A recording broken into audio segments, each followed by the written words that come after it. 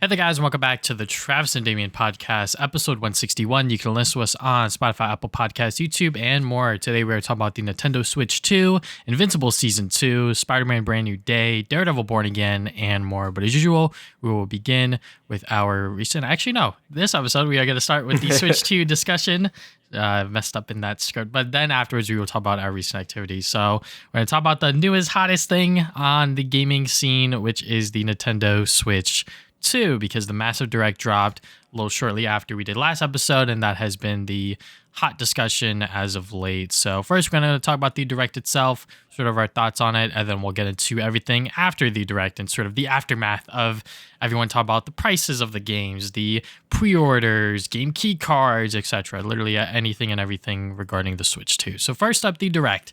I thought the direct was fine. I definitely thought that they could have been a little bit more like the pacing of it was definitely a little off in my opinion, because obviously they started off very strong by showing off Mario Kart 9, which is now titled Mario Kart World, which looked great, fantastic, phenomenal. Everyone reacted to the goddamn cow because the cow is so cute. But I felt like, after that, they were kind of just like info dumping on us. Like there wasn't really much substance to really keep, I guess, like normal everyday like gamers engaged. I feel like people that are excited for the Switch are obviously gonna, watch this direct, but I think there should have been a little bit more like games in there and whatnot, because obviously they showed off the Switch 2 edition games, but those are already Nintendo Switch established games with like extra pieces of DLC, enhanced features, etc. So that was just my only problem with it, and I definitely thought that there was gonna be more first-party games, considering how long they've been keeping the Switch 2 as secret for. But overall, I thought the direct was pretty good. Yeah, I literally feel the exact same way you do. I was, when I was watching it, I'm like, I just felt like the pacing was very off the whole direct. The beginning with Mario Kart, that was good. Then, obviously got showed the new features of the Switch or whatever. I just felt like some parts took way too long, like the game chat thing. Like I know that's like a new thing for the Switch, but, they're acting like we never heard of like voice chat before. It was kind of weird, and I felt like that dragged on a little too long. And then, it was kind of like a big block, like maybe 30 minutes. And most of the direct was just third-party stuff. And, obviously that's important for a console. Yeah. But for me personally, I own most of these games already, and I'm not going to really play them on a Nintendo console. Like, I'm not going to play like Cyberpunk on like the Switch, right? Like it's great that it's there. And I think third-party support is obviously very important for a console or whatever. But, for me personally, I mostly just care about the first-party support or like sort of like newer third-party games. Like if they show like a new thing I wasn't aware of, which we'll talk about, then I'm like, okay, yeah, that's cool. But if it's like, oh, here's Cyberpunk on Switch, I don't really care that much because, I have it on PC, right? So yeah, I thought the lack of first party game, or there was a lot of first party stuff, but I just felt like they didn't space it out well enough, which is like sort of where the pacing issues come in. If you go back and watch the Switch 1 direct, it was like very just like hype moment every single time, because like big Nintendo games coming out all the time. And that probably is because Nintendo didn't have a lot of third party support at the time because the Wii U bombed so hard, so they kind of had to like do everything themselves, right? But I thought the direct was good, but I did felt like they could have like spaced out some of the announcements a bit, like especially towards the end where they had like two big reveals. I felt like one of them could have been in the middle or something. And so like we got something, you know what I'm saying? But overall I thought it was pretty good though. Yeah, I mean, I'm theorizing that they're probably holding off for another direct later this summer after the Switch 2 is out, and now that they see like the numbers and everything, and also just to get people excited for the upcoming holiday slate, because we know that likely there's going to be a huge holiday push for the Switch 2, because this is the first Christmas season that the console is going to be on the market. On top of that, you want to have really great games to bundle with it. So I'm sure that we're going to get something crazy special regarding Switch 2 games then.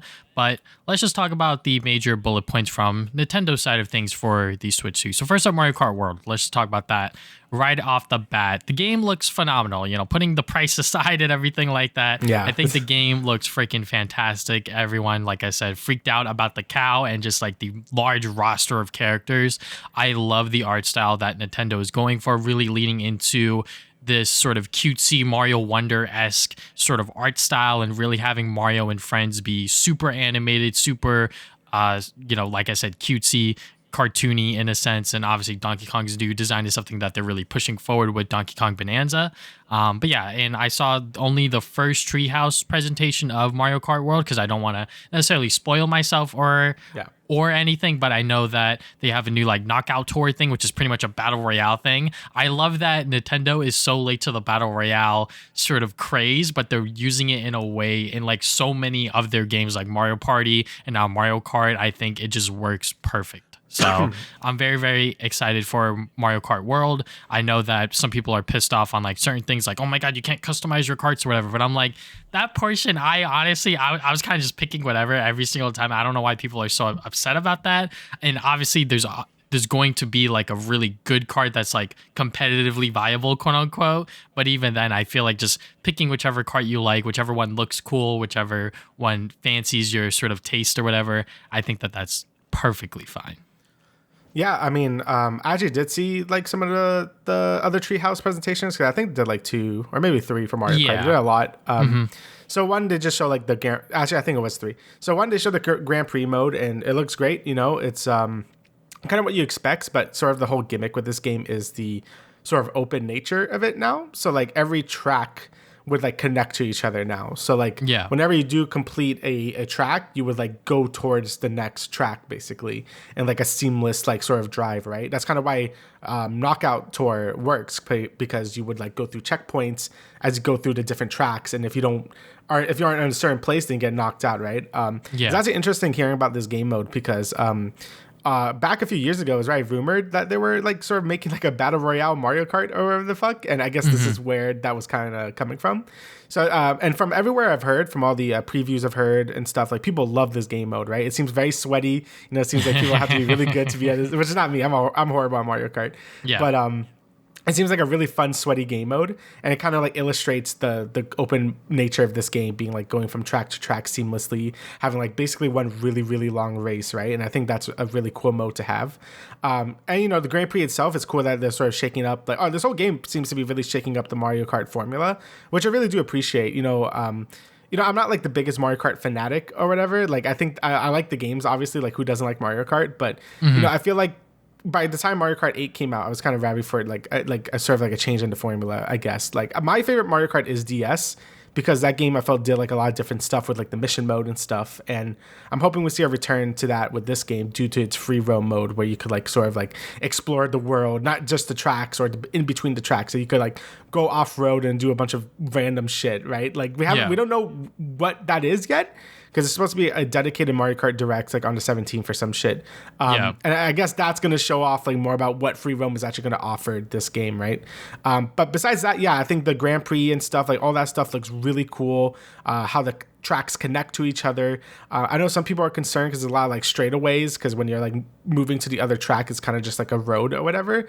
But it seems like they're going to add some gimmicks to it. Like in the trailer, we saw like someone took control of a giant truck and they were like sort of like, you know, hitting people with the giant truck or whatever. So I'm sure they're going to spice it up in between the routes of the actual tracks. But besides that, you know, the game looks beautiful. It's running at like 60 frames apparently. You know, all the, like you said, the art style looks fantastic. I'm happy they're taking all the best parts of Wonder and sort of like giving it to all the other characters, because everyone like stands out a lot. There's a lot of good facial animations now. Like everything looks really good in on these characters. Like you said, the removing the customizable carts, I never really cared about that. Usually I would pick like the body if it's a bike or cart. Then just like whatever, like tires or glider I was gonna pick, right? So that's not really a big deal to me, as long as like you could pick a cart. That's all that really matters, right?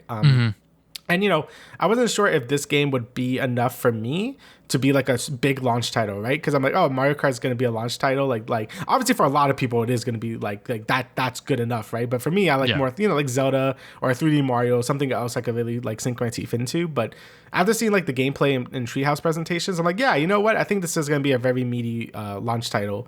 And if they could show me more, like with mission mode, maybe if there is a new mission mode that you could do missions in the free roam, then that would be like the extra cherry on top. So yeah, Mario Kart World looks fantastic. So I'm definitely looking forward to that.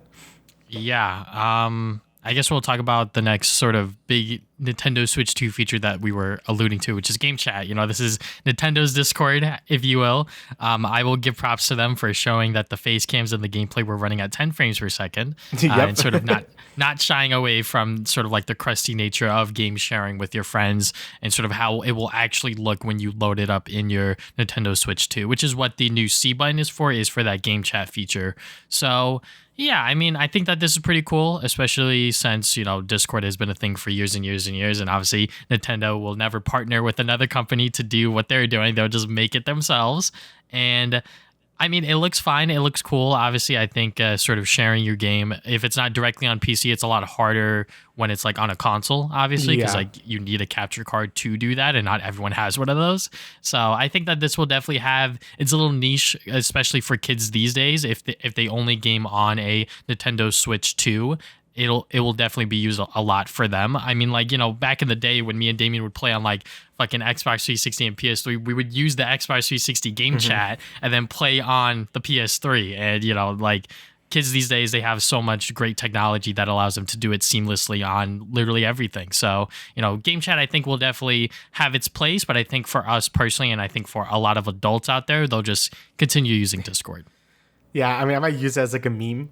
like I could see us using it as a meme for like a day and like never using it again, right? But it is nice, like since Nintendo consoles are, for everyone, and a lot of kids play on Nintendo consoles, I think it's a nice way to have like sort of like a safe space for them to like chat with their friends or whatever, and like, a more like, I guess, like enclosed environment, because Discord isn't exactly a nice place for kids a lot of the time, so it's nice to have that.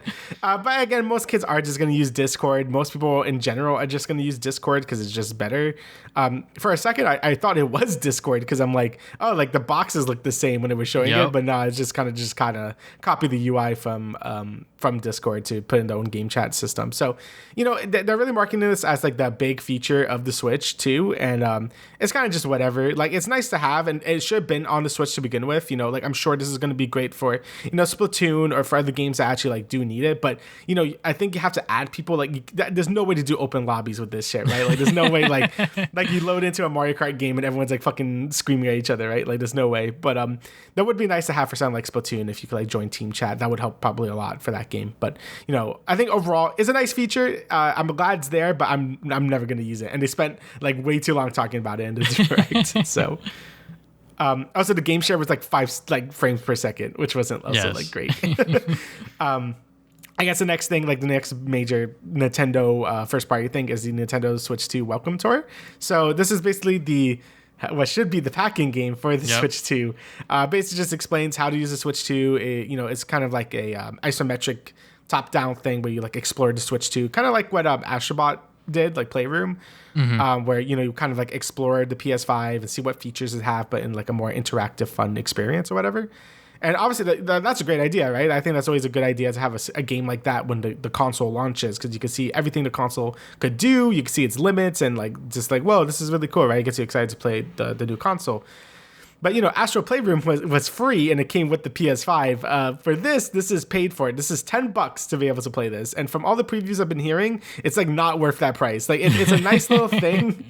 It's like a nice little thing you could play to really like use all the features of the Switch 2. Like, there's a little mini game that uses the mouse. There's a little mini game that uses the new HD Rumble. There's a lot like little mini games that just teaches you all about the Switch 2 and its like hardware, whatever. But paying $10 for this is like just laughable. Like, right when they said this is a paid experience, I was just like, bro, really? This is a paid experience? I would have paid money for Playroom. Like, Astrobot Playroom, I think, was worth money, but that shit was free. This shit is not worth anything. So the fact that Nintendo thinks they could like charge you for this is like insane, and that's kind of going to be a running theme we're going to talk about later with this console, where everything's at a fucking premium. Like, they didn't give you any freebies with this console. So yeah, this game is just like, it's there. I really don't see anyone buying this unless you're really bored and just want to have something on your Switch 2.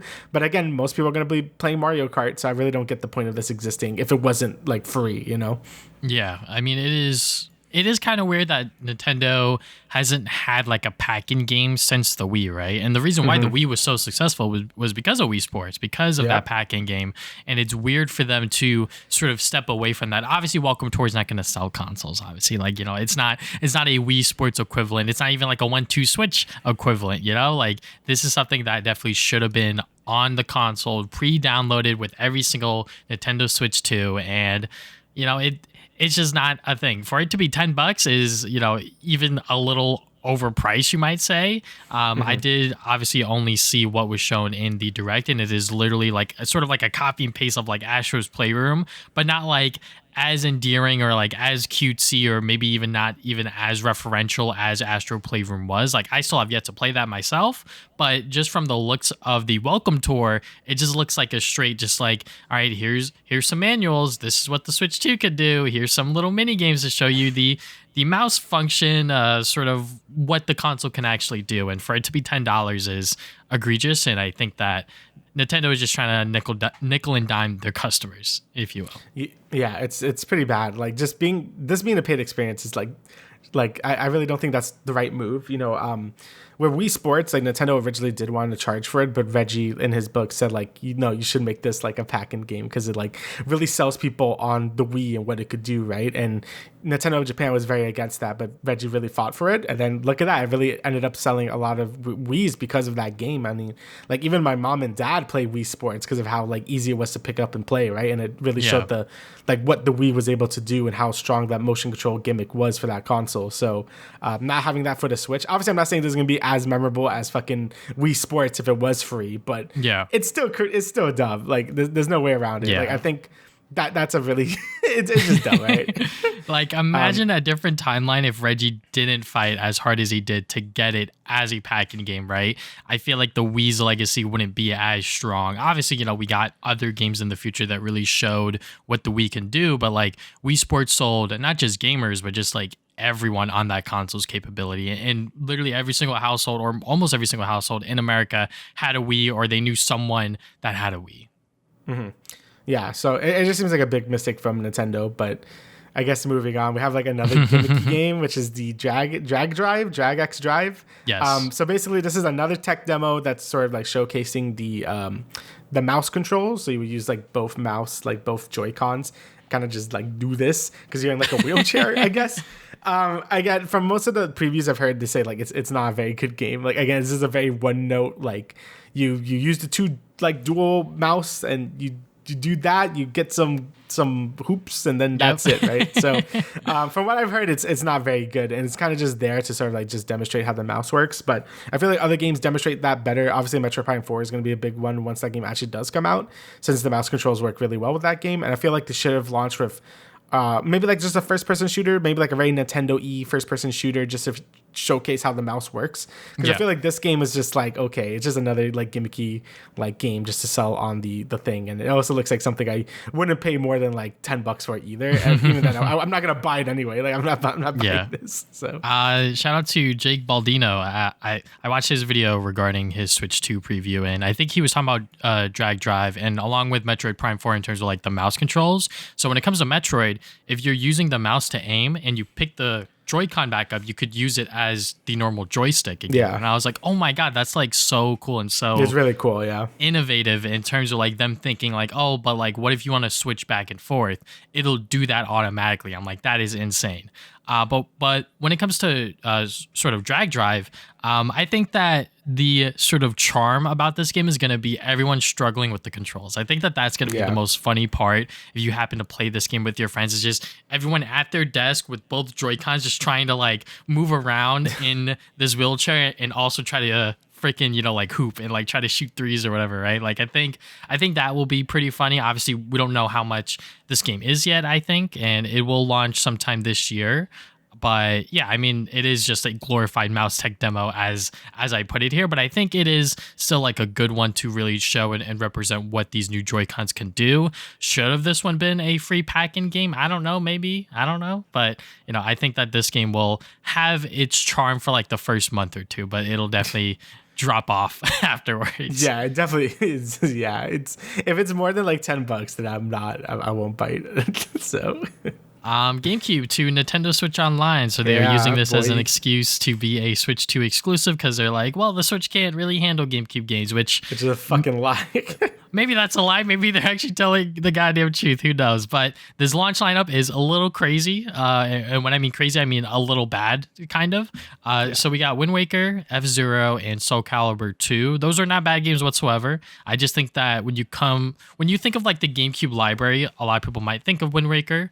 A lot of people might even think of the other two games, but I think there could have been maybe one more game in here, maybe like a Mario game, maybe fucking Sunshine. Yeah, Sunshine should have been there. Yeah. I don't know why they're like withholding like a lot of these games here, but what they did show was a lot of high priced, like highly valued GameCube games that are going to be coming to the service later down the road, like Fire Emblem Path of Radiance, both Pokemon games, Coliseum and XD Gale of Darkness, along with Chibi Robo, Mario Strikers, and Luigi's Mansion being teased. So, yeah, I mean, I have never been like a Nintendo Switch Online subscriber for that long, let alone the sort of higher tier that you get these Switch Online games, to be honest. But I definitely will try to get into it just to play some of these higher priced GameCube games. Like I said, like those games that I just listed off are like over $150, maybe $200, $300 on eBay, which is like ridiculous and crazy just because of how the collecting market is right now, because GameCube was not a high seller back in those days, and now a lot of people are trying to get those GameCube games for their collection, etc., etc. But yeah, I mean, it's cool that Nintendo is doing this now, and having it be attached to Switch Online is great. But then again, I know a lot of people would much rather to just buy these games, but it seems like that they're just sort of sticking with this sort of cloud service game or cloud service for like the retro library, which I think is fine. Obviously, the longer service runs on for, the sort of more you're paying for, especially if you're only playing one game. But then again, there's all of these other games that you could try out and play across the other different platforms. Yeah, again, NSO is weird because I think it launched like whatever, like it was $20 and you got some bonuses or whatever. And then the expansion pass came out, and I think at first it wasn't really worth it. But I think now you do get a lot of stuff, especially like with this GameCube stuff. Like I've been the extra like subscriber holder for a bit now, because it's $60, it becomes like what it used to be the same price as the PS5 PS Plus stuff. Now it's like $80 or some shit. And I think compared to the base PS Plus to like the expansion pass for NSO, I think NSO is like way better. You do get like a lot of stuff, and would I rather have like just the virtual console again? Like probably just so I could like own the games. Like yeah, like I probably would want that. But I think this is a good sort of middle ground now, because there is like a ton of games you get, especially now with these GameCube games. Like these are like very rare to begin with. So I think now the service has like really shot up in value. And for me personally, like now my net worth is like a lot lower because I own a lot of these games like with the box and like instruction manuals and everything, because I bought that shit for like $20 back in the day. But I don't care. I'm so happy that people get able to play these games again. And I mean, just being able to play Pokemon Coliseum and XD again, like on like this hardware, I'm like, that's sick as hell. I've got like unnecessarily hype at that. I'm like, yo, Coliseum and XD are gonna be there. That's awesome. Obviously I could finally play Fire Emblem Path of Radiance. I don't have that game. I always wanted it, but it's always like $100-something bucks or whatever, right? Yep, don't even try. Yeah, so like I've always really wanted to play that game. I know Chibi Robo is another very rare game that people really love as well. And like F-Zero is going to be good to have more people play F-Zero. I have GX as well, like physically, but I'm so bad at it. Maybe now I can actually play it and like get better. And it has online play. And it has online play, which is really, really cool. So, maybe one day Nintendo might put Melee here and we could get fucking Melee online. You never know. But that would be pretty neat to see as well. So, GameCube has, a ton of fans and like a ton of great games. So I'm really happy to see this. Hopefully we get like, like the I know Pikmin arrived re-release on the Switch, so I don't know if they're going to be there, but it'd be cool to have them just on this service. Sunshine is going to be there.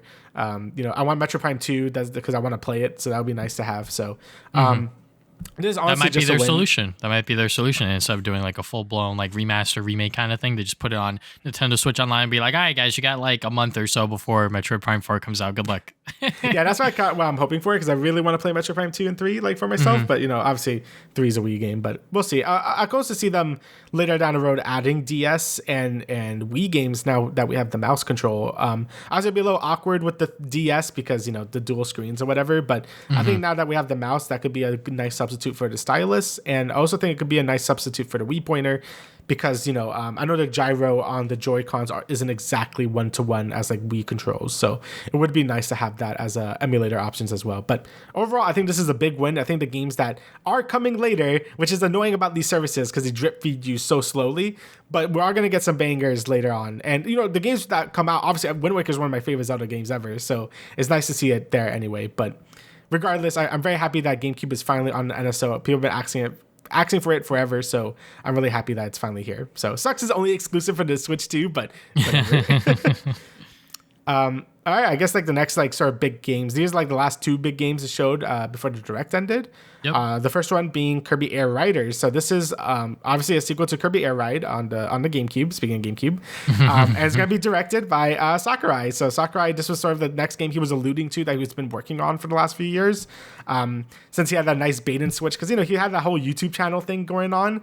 But he's like, oh yeah, I recorded all those videos in like a year. I actually been working on this new game for like around like 2 years. So see you in a second. I'm like, what? And then I was personally really hoping for a new Kid Icarus game, because I fucking really want a new Kid Icarus Uprising game or something. Yes. Or at least a port. That would have been awesome. But hey, Kirby Air Ride is a lot of people's favorite like kart racer. Like people have such good memories about Kirby Air Ride. I'm a big Kirby fan, but I think Air Ride is a little overrated, if I'm gonna be honest. I think everyone agrees with this. Like the actual racing part is like kind of mid, but City Trial is where it's at. So hopefully we see a more expanded City Trial. Maybe like add like more features or whatever. I mean, now that Sakurai's in it, like we're probably gonna get some crazy shit, right? Like I don't think he'll come to this if he wasn't gonna like put his A game, right? Though it is weird. This is like the biggest issue I have with the sort of like the launch lineup with the Switch is that we're gonna have like 2 kart racers the same year, because it's also coming out this year apparently. It says 2025.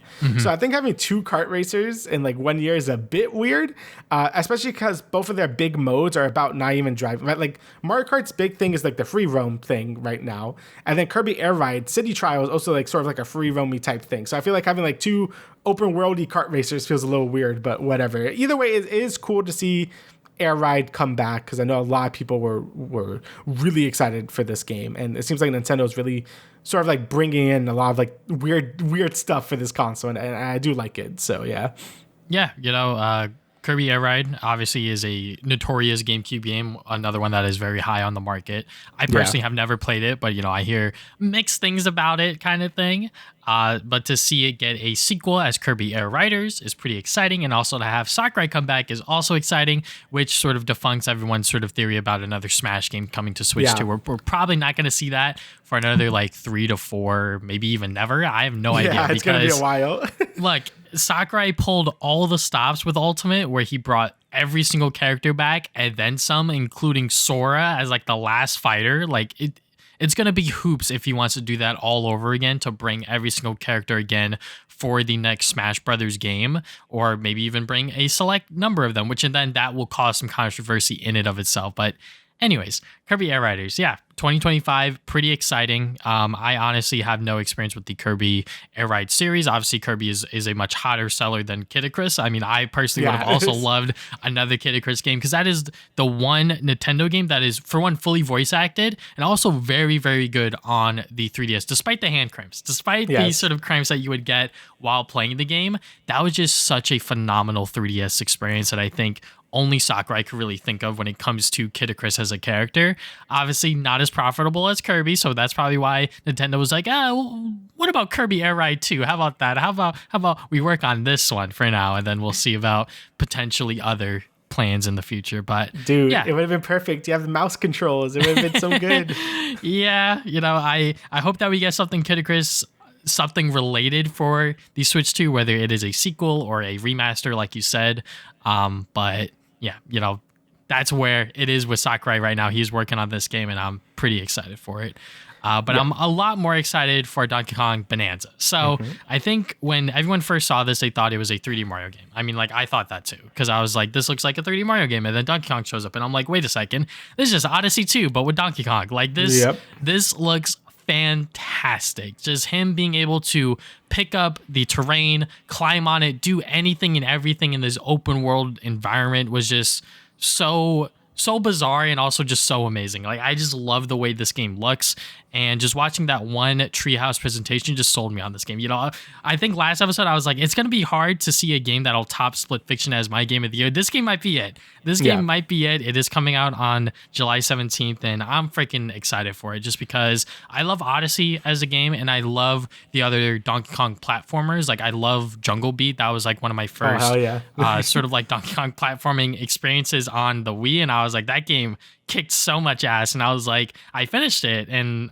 there was nothing else. There was really no other Donkey Kong platforming game until, I guess, Country Returns came out a couple years later. But even then, those are 2D platformers, which I guess Jungle Beat is also 2D. But, you know, just having Donkey Kong being able to platform, go around, do whatever the hell he wants, and just seeing how robust the mechanics are and everything like that, I'm so excited for this game. This is probably my most anticipated game of the year right now. Mm-hmm. Yeah, I fully agree with that. This game looks fucking awesome. I mean, you could definitely tell it was probably made by the same team that made Odyssey because it looks very similar to that. Mm-hmm. But you're playing as Donkey Kong this time, and the full destructible terrain, being able to just punch whatever the fuck you want. Like, I think they really nailed like sort of like what a moveset for Donkey Kong would be in 3D, because the last time we saw Donkey Kong in 3D was in Donkey Kong 64, which was like forever ago, right? Like, there's been a lot of time that's passed since then.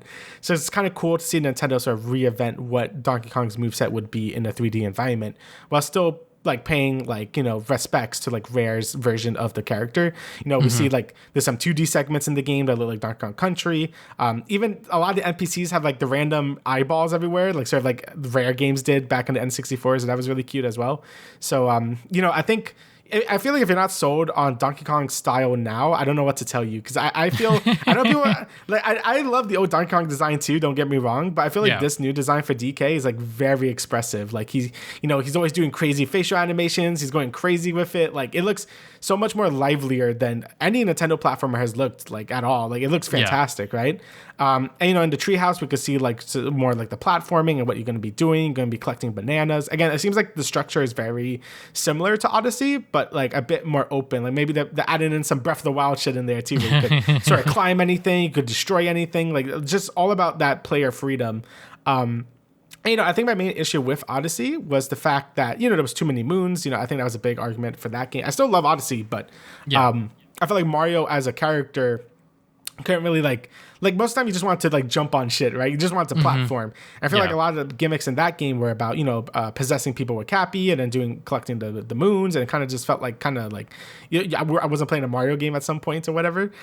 For this game though, it looks like they're going full like, yes, you're Donkey Kong, you could climb anything, just like power fantasy, go break a bunch of shit, and I think it looks awesome, right? So definitely this is definitely my most hyped game of the Switch 2 right now. I'm happy we don't need to wait too long. It's only really coming out a month later, which is great. I think that's a big improvement from when the Switch 1 came out and we had to wait like months for Odyssey to come out by the end of the year, right? So I think this is a better sort of like thing. Like, oh, you're busy with Mario Kart for a month, then you can play Donkey Kong. I think that's a good release strategy right there. Obviously, it would have been great to have it as a launch title, but I think this is the second best option. So Donkey Kong Bonanza looks fantastic. You know, everything about it looks super good. Very excited for it. So definitely a good way to close the direct. Yeah. And I guess we'll talk about the in-between stuff, which is the third-party games. They showed off a ton of third-party games, like Damian said. 13 of them are going to be launch titles, so I guess I'll list them off real quick, and then we'll talk about whichever ones we are interested in. So we got Elden Ring, Street Fighter 6, Split Fiction, Hogwarts Legacy, Bravely Default, Flying Fairy HD Remaster, Yakuza Zero's Director's Cut, Deltarune Chapters 1-4, Civ 7, Cyberpunk 2077 Ultimate Edition, Puyo Puyo Tetris 2S, Fast Fusion, Fortnite, and Arcade Archives 2 Ridge Racer. So yeah, I mean, I feel like I'm having like Wii U deja vu with like this massive library of just like third-party releases, but I have to think again about the Switch 2 as a console. This is just as powerful, if not more powerful than sort of, certain, I guess, like Steam Deck competitors on the market, because Nintendo obviously looked at what the competitors are doing and they were like, well, I guess we have to match it, right? Like, we can't just do like a sort of like PS4 sort of equivalent with graphics or anything like that. Like, certain games could run at 4K 60 frames per second or 1080p 120 frames per second, etc. I'm sure most of these games are going to run at whether it's like 4K 30 or 1080p 60, whatever the case is. But, you know, just seeing all of these games on here is great. And I know that Cyberpunk 2077 Ultimate Edition is going to be all on the cartridge, which is insane.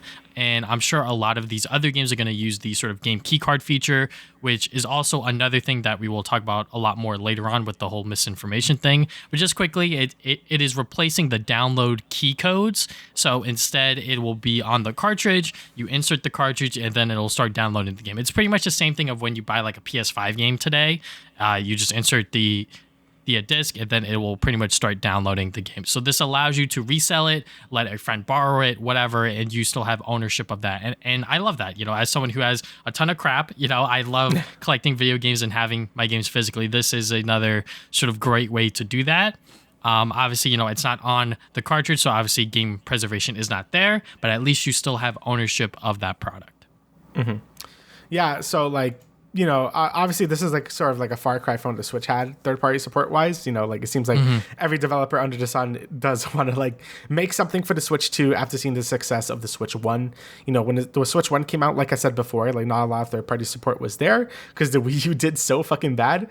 So, and like you said, the Wii U had a ton of third-party support in the beginning, but then kind of fell off later because, I got a console only sold 13 million units, like the Wii U was like a massive fail. So compared to the Switch, we're still like 150 million. Yeah, it's no question why all these developers want to be making stuff for the Switch too. But, I think there's a great launch lineup. Obviously, we got like some newer stuff, like the Bravely Default stuff has, I think, some new content. It's the first time that game's been available outside of 3DS.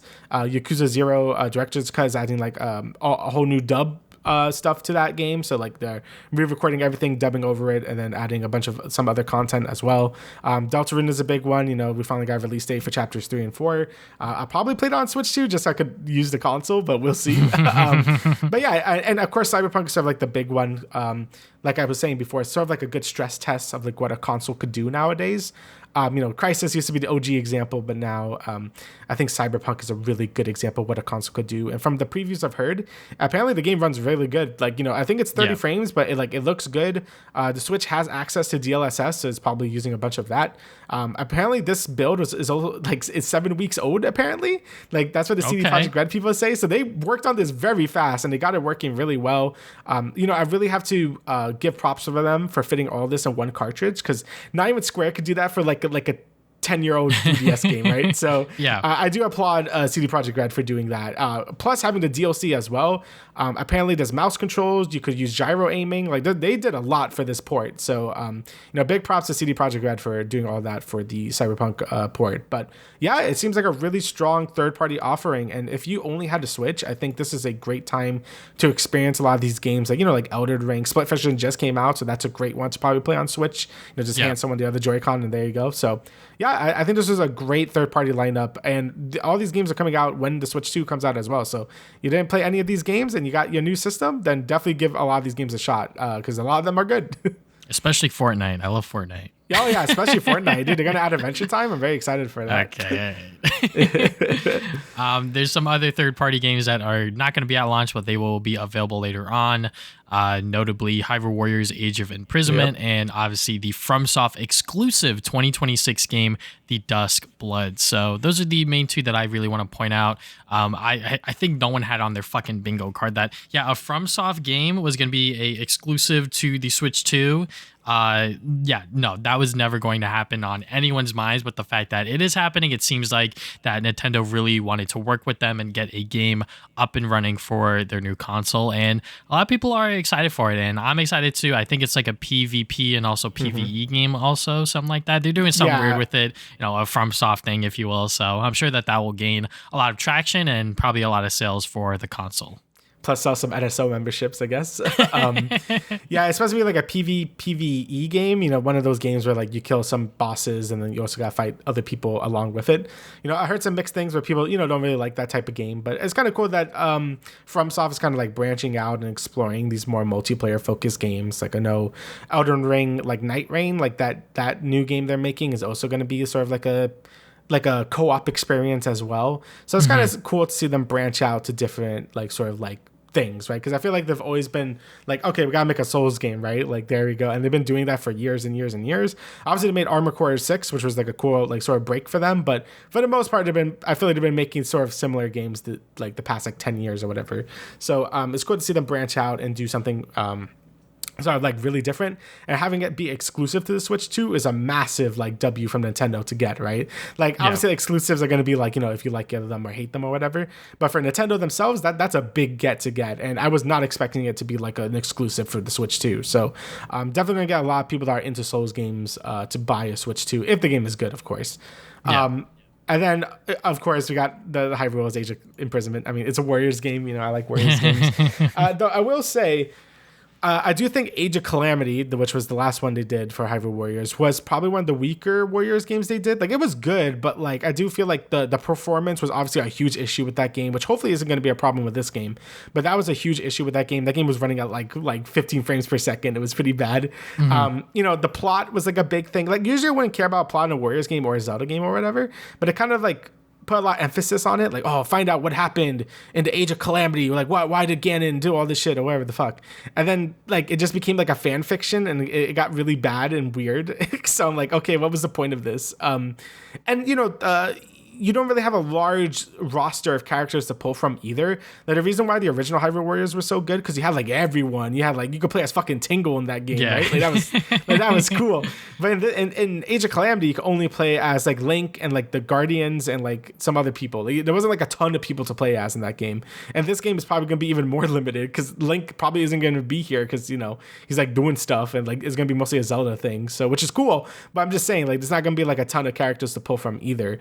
So we'll see. I mean, I think the Warriors gameplay loop is always fun, and I do like, you know, sort of this era of Zelda. But I do think after this game, I think we probably should lay it to rest and like move on to a different Zelda continuity, because we had like so many games in the Breath of the Wild style that I know a lot of people are getting really sick of it at this point. So so we'll see. But I'm still excited for it. It's supposed to come out winter, but I don't know if that means like December or if that means like January, February. So there's a good chance it probably comes out early next year as well. So I guess we'll see once we get closer to another direct or whatever. But another cool get for the Switch 2 coming out in its launch year.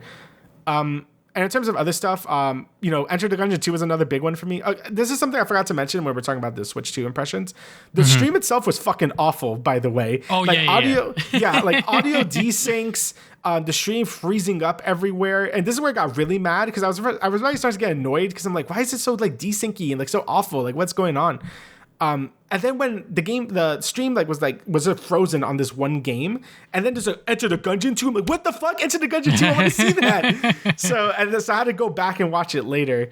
But yeah, that was another knock against this direct, was the stream was awful. But Enter the Gungeon 2, that's huge. I fucking love Gungeon 1 like a ton. There was a time where I thought it was my favorite roguelite before Repentance came out for Binding of Isaac. But Gungeon 1 is fantastic. I love that game to bits, and seeing it finally getting a sequel is awesome. I'm not too sure about the 3D art style. I'm going to have to wait and see for more gameplay of it, because I think the pixel art was really, really good in the first game. And moving it to a 3D art style, it's a little iffy, and it didn't look super great in this trailer. But if the gameplay is good, that's all I really care about. So we'll see once we see more gameplay of it, because it seems to be still early. Like, it doesn't seem to be coming out anytime soon. Yeah. But yeah, I fucking love Gungeon, so I'm so happy it's finally getting a sequel. I love it so much. I guess another game here, obviously the other big indie game, Hades 2, 2025, it was later reported that it will be a console launch exclusive for the Switch 2, so that's kind of interesting. I haven't played Hades 1, but I know Hades 2 looks just about the same, if not better. Damian? Yeah, Hades 2 is amazing. I mean, I played like when it came out on early access, like last year, I put like 30 hours in it in like a week. So like I fucking loved it. You know, I love Hades 1 as well. Hades 1 was such a good game. And 2, I don't know if it's better, but it's definitely like, it feels like a good sequel where it's like, it feels different. Like, it doesn't feel like I'm exactly playing the same game again. Like, obviously it's very similar still, but like, I think it does enough to change the play style where it feels like you could play Hades 1 and 2 and like both have a good time with both. I don't think either obsoletes the other one. And it seems like once this game does come out for the Switch 2, that does seem like it's going to be the official release date, right? Because it's still in early access at the moment. So I'm assuming it's probably going to be coming out maybe November, like maybe holiday season. And then it's going to be updated to 1.0. So that's going to be exciting. So I kind of been holding off on Hades 2, got all the updates. You know, I had my fill of it in early access, so I was just waiting for all the updates and then launch so I could play a shit ton more of it. But really cool that this is coming out for the Switch as a console exclusive. That's really good. Silk Song mentioned.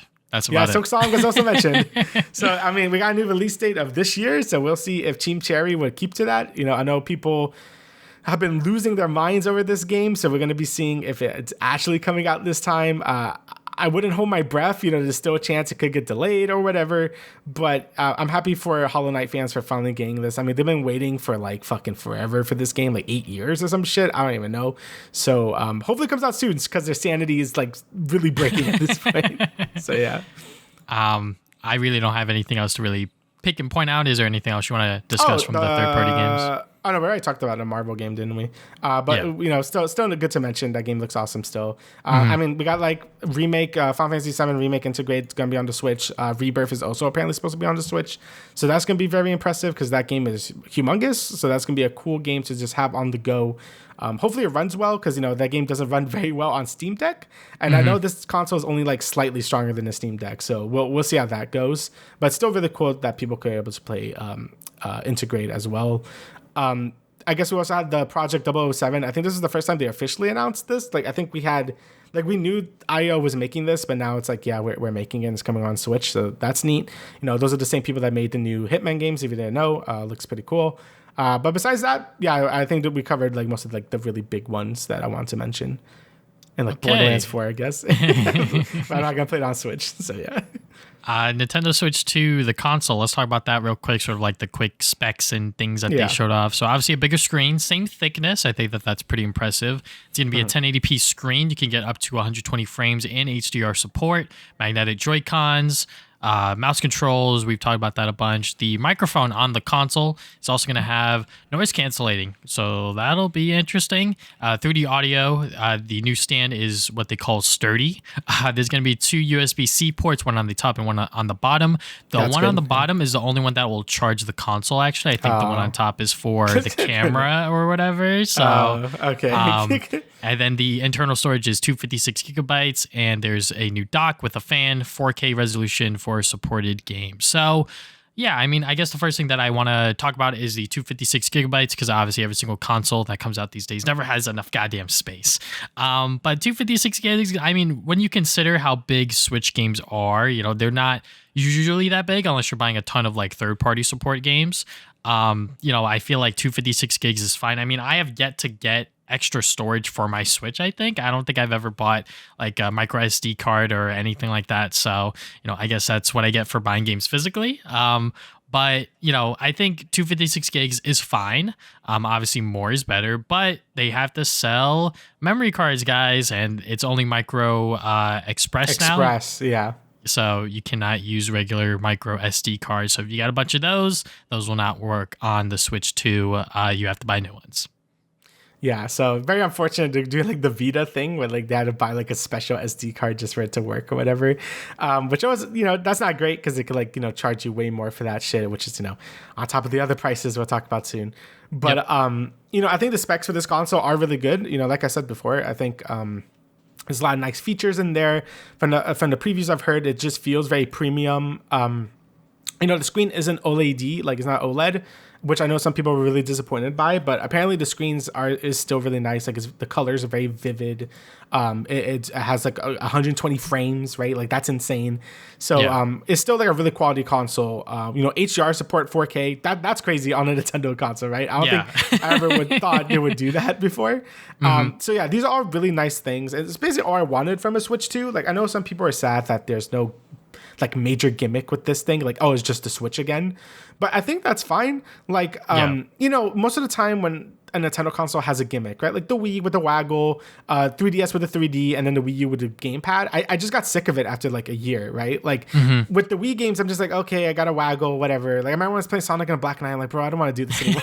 So, same with the 3DS. Like I had the 3D for maybe not even a year, and then I turned that shit off because it ate too much battery, and I just didn't care. Gamepad, I just thought was so clunky and annoying to use, so I like tried to like not use it as much as possible. So I feel like a lot of the time the gimmicks are like just something to sell you real fast, but like it wasn't practical. I like the Switch gimmick is great because you could choose to use it or not, and it doesn't impact gameplay. So they could just focus on making good video games. That's why I think the Switch library is so strong, because there is no stupid gimmick to like play around in. So just making the console more strong, I think that's great. And it seemed like Nintendo is really focusing on that. And I think all the features like we mentioned, like I think all that's great. The 256 gigabytes for the console storage is good for a Nintendo console because, like you said, a lot of Nintendo games can fit on cartridges, so like it won't even matter how much space you have. I have like 100 gigs as a micro SD card in my Switch, and I barely had any of it like filled. So because I buy most of everything physical, I just kind of bought it just in case. So yeah, it seems like it'll probably be fine if you're just buying first party Nintendo games and not bothering with any third party stuff. But yeah, that's just kind of how it is. So yeah, great specs on this thing. Like I think this is exactly like what I wanted from a more powerful Switch, right? It seems like a big step up from the Switch One. And then a couple of other things that they showed off was, for example, the red game cartridges. That is going to be They still taste bad. Yeah. Yep, they still taste bad too. So that is a good thing. So kids are not going to be able to swallow it or whatever. That new C button I alluded to earlier, and the launch date of June 5th, 2025. Pre-orders still have yet to happen in the US because of a orange man with the tariffs, so we don't know what's going on. But the prices before the new tariffs have been put into place, so these were the prices that they put into, obviously now that we know that they delayed pre-orders, these were the prices that they had in mind, whether the tariffs would go through or not. So I'm like, okay, $450 for the standard bundle, and then $500 for Mario Kart World. I think that is totally fair. In my opinion, I think, especially for the fucking specs you're getting on this goddamn thing, a console that could run games at 120 frames per second, obviously select games, but still 120 frames, that's fucking crazy. So I think that is totally fine. $450, obviously it's going to be like closer to $500 after like sales tax and everything, but I think the price for the console is definitely very fair. Obviously, now with the fucking tariffs and sort of how Nintendo is nickel and diming us now, I don't know how much the console is going to be. What's my max price for a Switch 2? I would definitely say $500, but I'm guessing they're going to try to do $550. We'll see. Yeah, so like I'm hoping the price doesn't change, but I guess we'll see. Like the market's very volatile right now due to a certain dude that's like making everything worse for everyone. But in terms of like the actual price of the console, like I feel like it's definitely like what I thought it was gonna be. Like I was hoping for 400. That was kind of like my ideal price for it. But 450 really isn't far off from what I was thinking. And then 500 for Mario Kart, that's whatever, right? So I think it's a pretty fair price, especially now that we saw the specs of it. We got more hands-on previews of it. People saying it does feel very good. Like it does run things really well. Obviously not as much as a PS5 or whatever, but handheld consoles like this are always going to be not as strong as those consoles to begin with, because you have to take it portably, right? So yeah, I think the price for the unit itself is fine. It's just sort of the other stuff after that isn't as great. But I think this is exactly what I thought it was going to be. Maybe at $50, a little more than I thought. And hopefully it stays this price, but we'll see. Again, we're recording this like a week later, or even a little more than that, and we still don't know like when pre-orders are going to go up in the US. So it's been kind of a shit show over here. So we're going to see what actually does come out, and then we'll see. But either way, I'm going to be getting it because I'm going to get it. That's just how it is. But but I do understand if people think it is too much, right? Like it is still a lot of money. The PS5 is also $500, and that offers like just better graphics and all that stuff. But again, you are paying for the portability, you are paying for the cool extra features, and Nintendo does always have a strong catalog of first party games that come out at a pretty consistent basis. So I do think it is worth the price, at least to me, just the base console price. So I have no issue with the console price itself.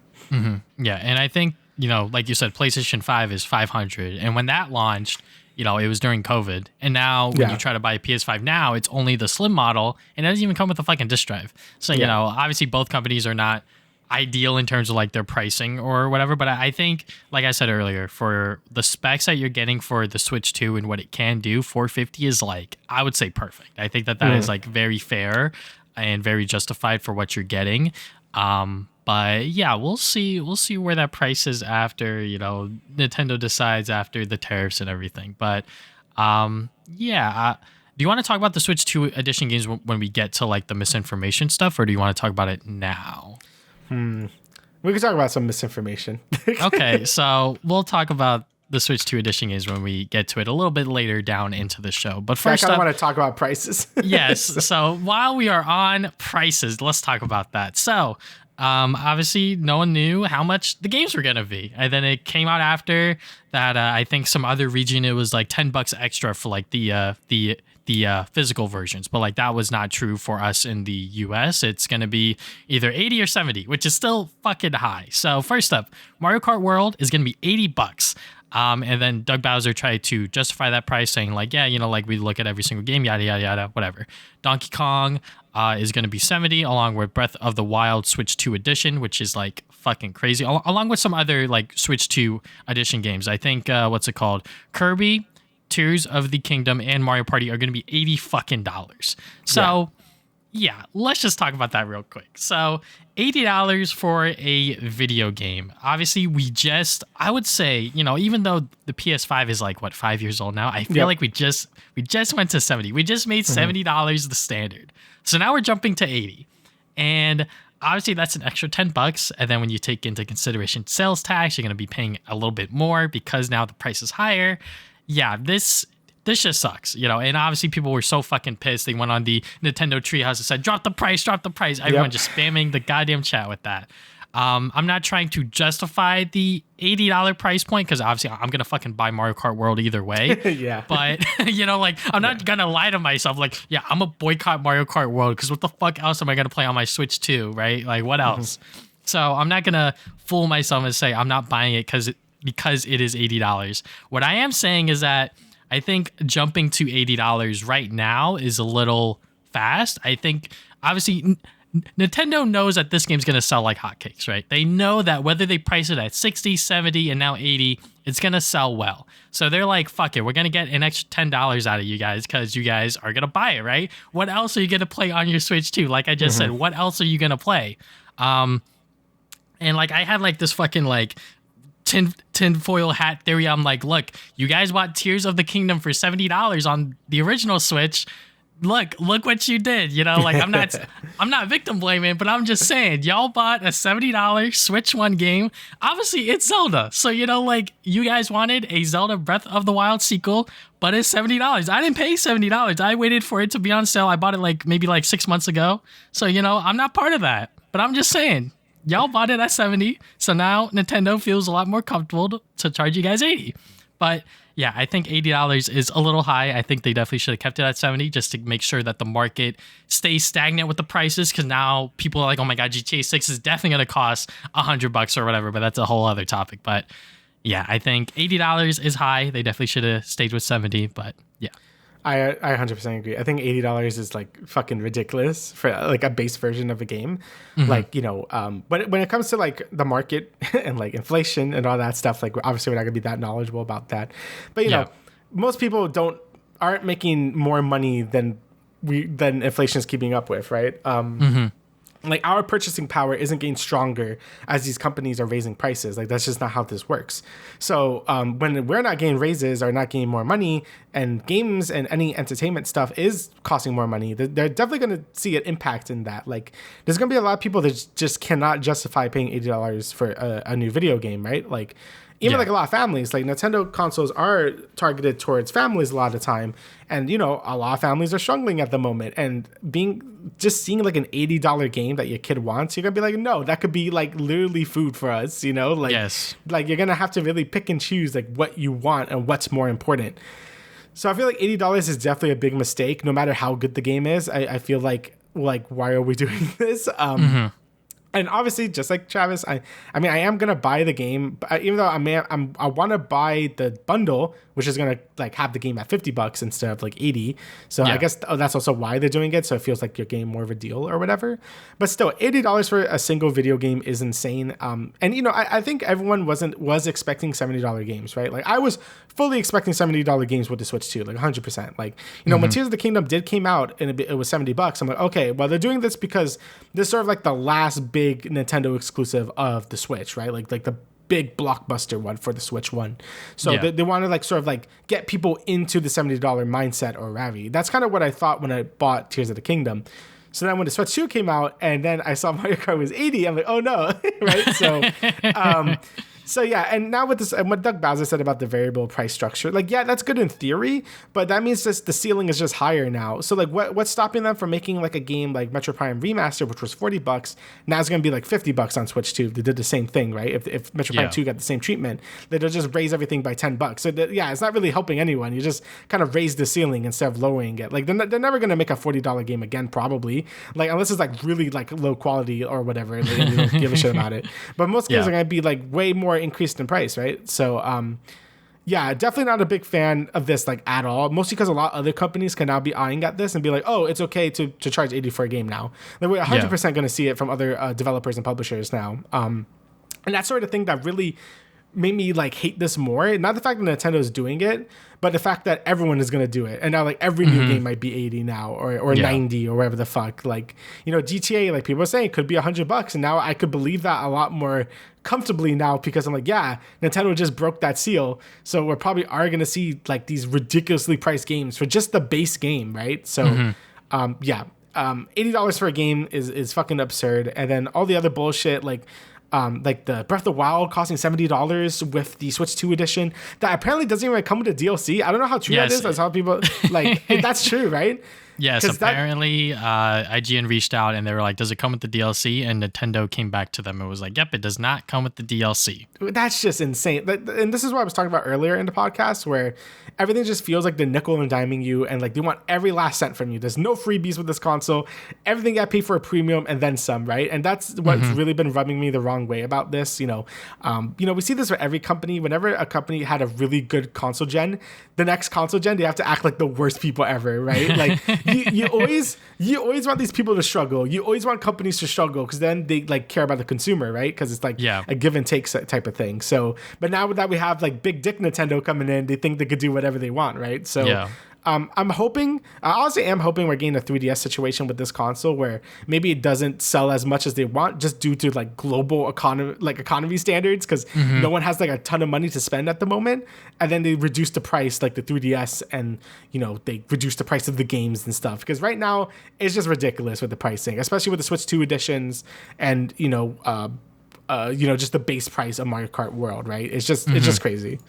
Yeah, shout out to my parents. I put them through that fucking initial 3DS because you and Kofi had it. I was like, look, I want the 3DS, please. Yeah, it took a lot of convincing for my mom too. So. Yeah, that shit was expensive. And, they dropped the price and they gave us a bunch of Game Boy Advance games. So, but yeah, I mean, what do you think about like games that are also going to be like potentially like $80, $90, but they give you like, early to access? Because that's what people were also drawing conclusions to, where it was like, oh yeah, but like certain people are paying these prices already just to get like the ultimate edition with like all the DLC, the season pass, whatever, and well, you're getting stuff though. Yeah, I think that is totally different, and I feel like people who are buying those regularly don't give a shit about price anyways, because you're already making a financial decision that's burning a hole in your wallet sort of gaming wise. So, as someone who doesn't really buy those kinds of games that often, and even then I feel like they're digital games, so I'm less inclined to get it for me personally.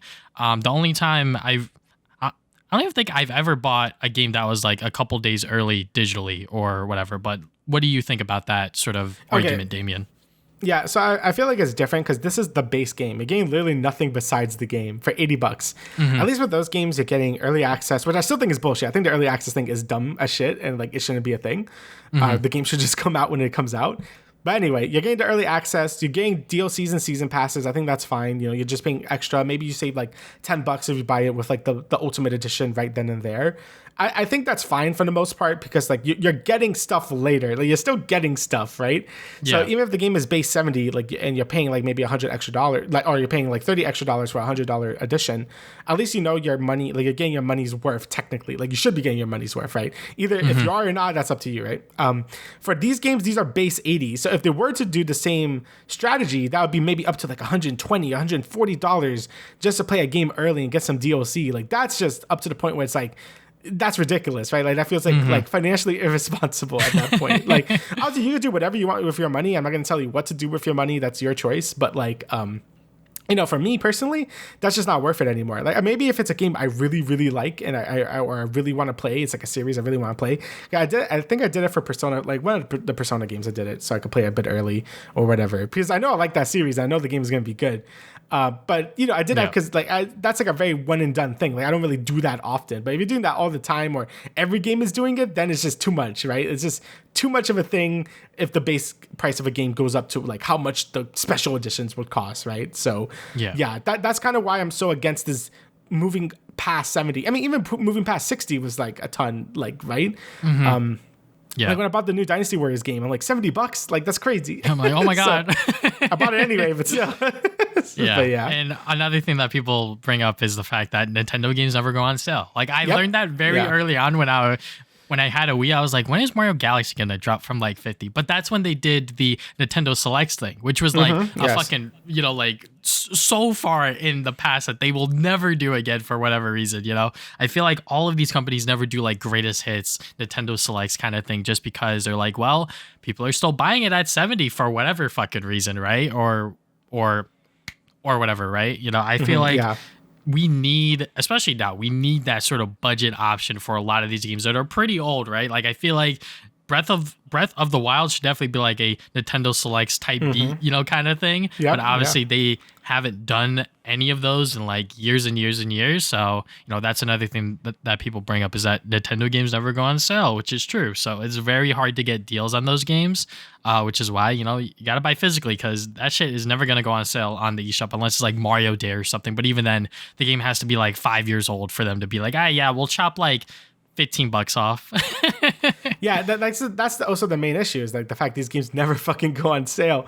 So like they always maintain their value. Like Breath of the Wild being $70, that's an 8-year-old Wii U game. Like not even a Switch 1 game. Like that shit was on the Wii U for like $70 with no DLC. Like that's just insulting at that point.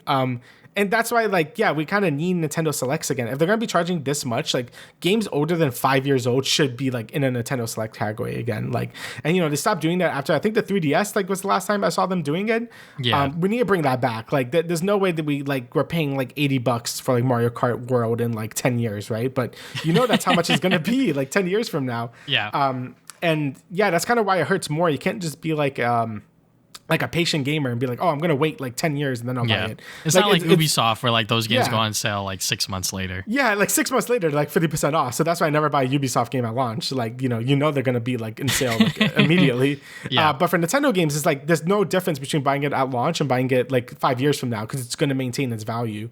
So it's definitely annoying, and Nintendo really should have some compromise. It's like, okay, we're gonna do Nintendo Select. Like, if a game gets a Nintendo Switch 2 edition, it should be a Select game at this point. Like, well, maybe not Kirby, but like Breath of the Wild should definitely be like $20 at this point. Like, there's no way when it says Breath of the Wild for 70, that's crazy. That's wild. Yeah, so. And obviously third parties could price whatever games they want at whatever price. Bravely Default is $40 and Street Fighter 6 is $60. But those are game key cards, which is now we will talk about. So the game key card, this caused a lot of misinformation and people didn't know exactly what the fuck was going on. So people thought that every single Switch 2 game was going to be a game key card. And if you guys don't know what this is pretty much, like I said earlier, you insert the cartridge in and it starts downloading the game. It's the same thing if you buy a Xbox, a PlayStation game these days, you insert it into the console, then it's going to start downloading. There's literally no data on those discs. And it's going to be the same thing with these game key cards. It's just going to have the key for you to download the game so you could play the game on your console and run it that way. But you still need the cartridge. You can't just throw that shit out because that's how you unlock the game and give yourself permission to access it. So yeah, it's mostly going to be third-party games because I believe Donkey Kong and Mario Kart are going to be on the cartridge, which is why I love Nintendo games, buying those physically because they're on the cartridge. And when you buy them day one, there's never a day one update. Maybe like a few times, but most of the time, if you play that shit day one, no day one update. So it's very nice. You just insert it, boom, you get to play. No download, no nothing. Yep. So yeah, these are pretty much just the same thing as the Switch 1 where they had those download codes, but instead it's on the game key card. So now you could resell the game, you could let your friend borrow it, you could do what you want with the game. Like I said before, you have ownership of that product. That's the beauty of this. I fucking love that. So yeah, I have no idea why everyone was like flipping out on this news because I felt like they explained it pretty well. And if you read the article on the official Nintendo page, it pretty much explains what I just said. Yeah, it often seems like the nice middle ground between like digital ownership and like physical ownership, and like you owning it and then you could play it wherever you want. It's just like a download or whatever the fuck. Yeah. Though I do think like, people like Square Enix, like you really couldn't fit barely default into a full like a full cartridge. Like I think they just didn't want to. Yeah, they just didn't want to, right? But like Cyberpunk is like that could have been like a game key card thing, but they fit that shit in one cartridge, which is insane. But either way, I think this is a good middle ground. I mean, like we're kind of in this feature where this is just going to be a thing, so you might as well like have a good way to like sort of do this type of ownership, right? Obviously, like it's not like a permanent solution and shouldn't be like the only solution to this type of stuff, but I do think this is the best way to kind of go about it. It's better than like the like, oh, you got like the code or whatever, right? And you gotta like download it and shit. Like that was dumb as shit, right?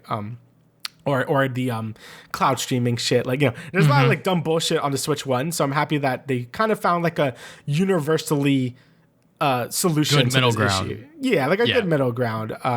So yeah, I think it could have been a lot worse, and I think people like, I don't blame people for like not understanding, because I do feel like they like don't explain things very well in that direct. Like they were just kind of going through stuff. So I think this is a good way to do it, and it kind of like coincides with the other stuff they talked about last direct, where you could like share your digital games too. Like they really want digital ownership to feel like you're owning the actual game, which is good. Like I think that's a good thing that Nintendo has been doing, and it's weird that Nintendo is the first company that's been really doing stuff like this in the digital space. But I appreciate it, because this is the future. Like digital game ownership is just is like already way higher than physical game ownership at this point. So might as well have more rights in place for us, I guess, if you want to own them. So yeah, I think this is a pretty good thing, and I feel like if you are confused about it, there's like a lot of YouTube videos and like this Twitter post that would explain like exactly how this works. So yeah.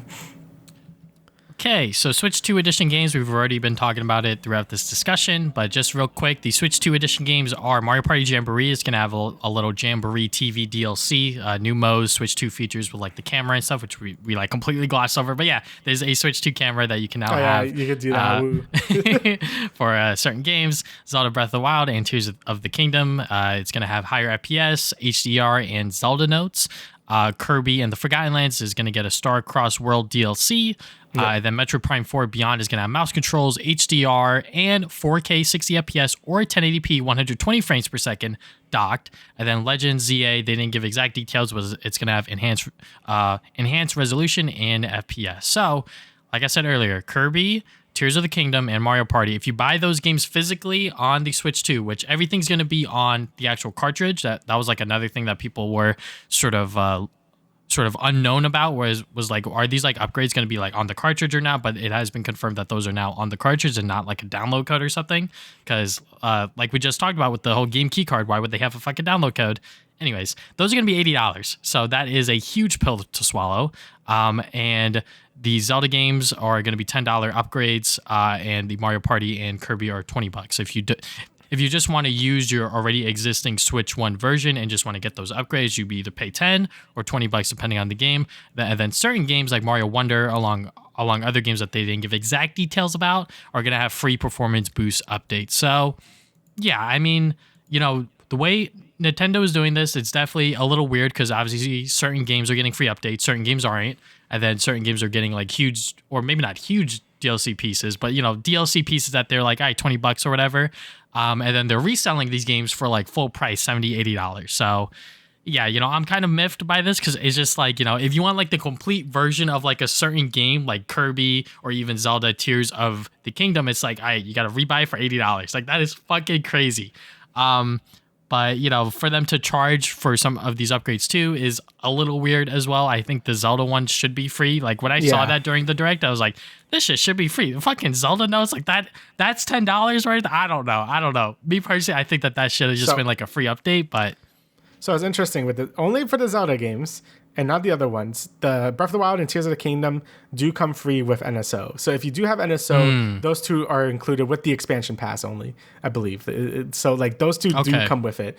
But the other ones you do have to pay for it, which is like, whatever. And it seems like there's sort of 3 tiers to this sort of upgradability. The free tier seems to just be like games that just get FPS boosts probably. Like I know Scarlet and Violet are going to get that, which is very helpful. And then other Switch games as well, like maybe like faster loading, better frame rates, updates, like, but nothing too crazy for the ones you don't need to pay for. The $10 one seems they put a little more effort. Like maybe like the resolution is better. Like maybe it has that like 120 frames, 4K support or whatever like Metroid is getting, and Legend ZA, because Legend ZA seems like really good with that 60 FPS. Not gonna lie, honestly, this was a better Pokemon Direct than the last Pokemon Direct, so like I'll give them props for that. And then it seems like the highest tier seems to be the upgrades plus new DLC, because Kirby is getting like actual new content, and then Mario Party Jamboree is also getting new content. So that seems to be like the 3 tiers of upgradability they have. I wish they kind of like gave it more of a name, like maybe like there's the premium tier, there's like the basic tier, then free tier for these games or whatever the fuck. But it is what it is. Nintendo just be throwing shit out, like nothing matters, like prices are all over the place. Like, but either way, I'm excited that Forgotten Land is getting like a pretty chunky DLC update. That's great because I love that game. Jamboree looks like fun gimmick mode. I'm not paying for that, but it seems like fun. You have the camera, you can do all this dumb bullshit, like who cares? And then Breath of the Wild and Tears of the Kingdom again seems like a big boost in performance, but the $10 does seem a bit hard to swallow if you don't have NSO or Ravi, right? But the people that have played Tears of the Kingdom and Breath of the Wild say it's like insane. Like it feels so good to play now. I mean, they even show him walking in the Lost Woods, and that area has like 20 frames when you play it in the real game. Like it's awful.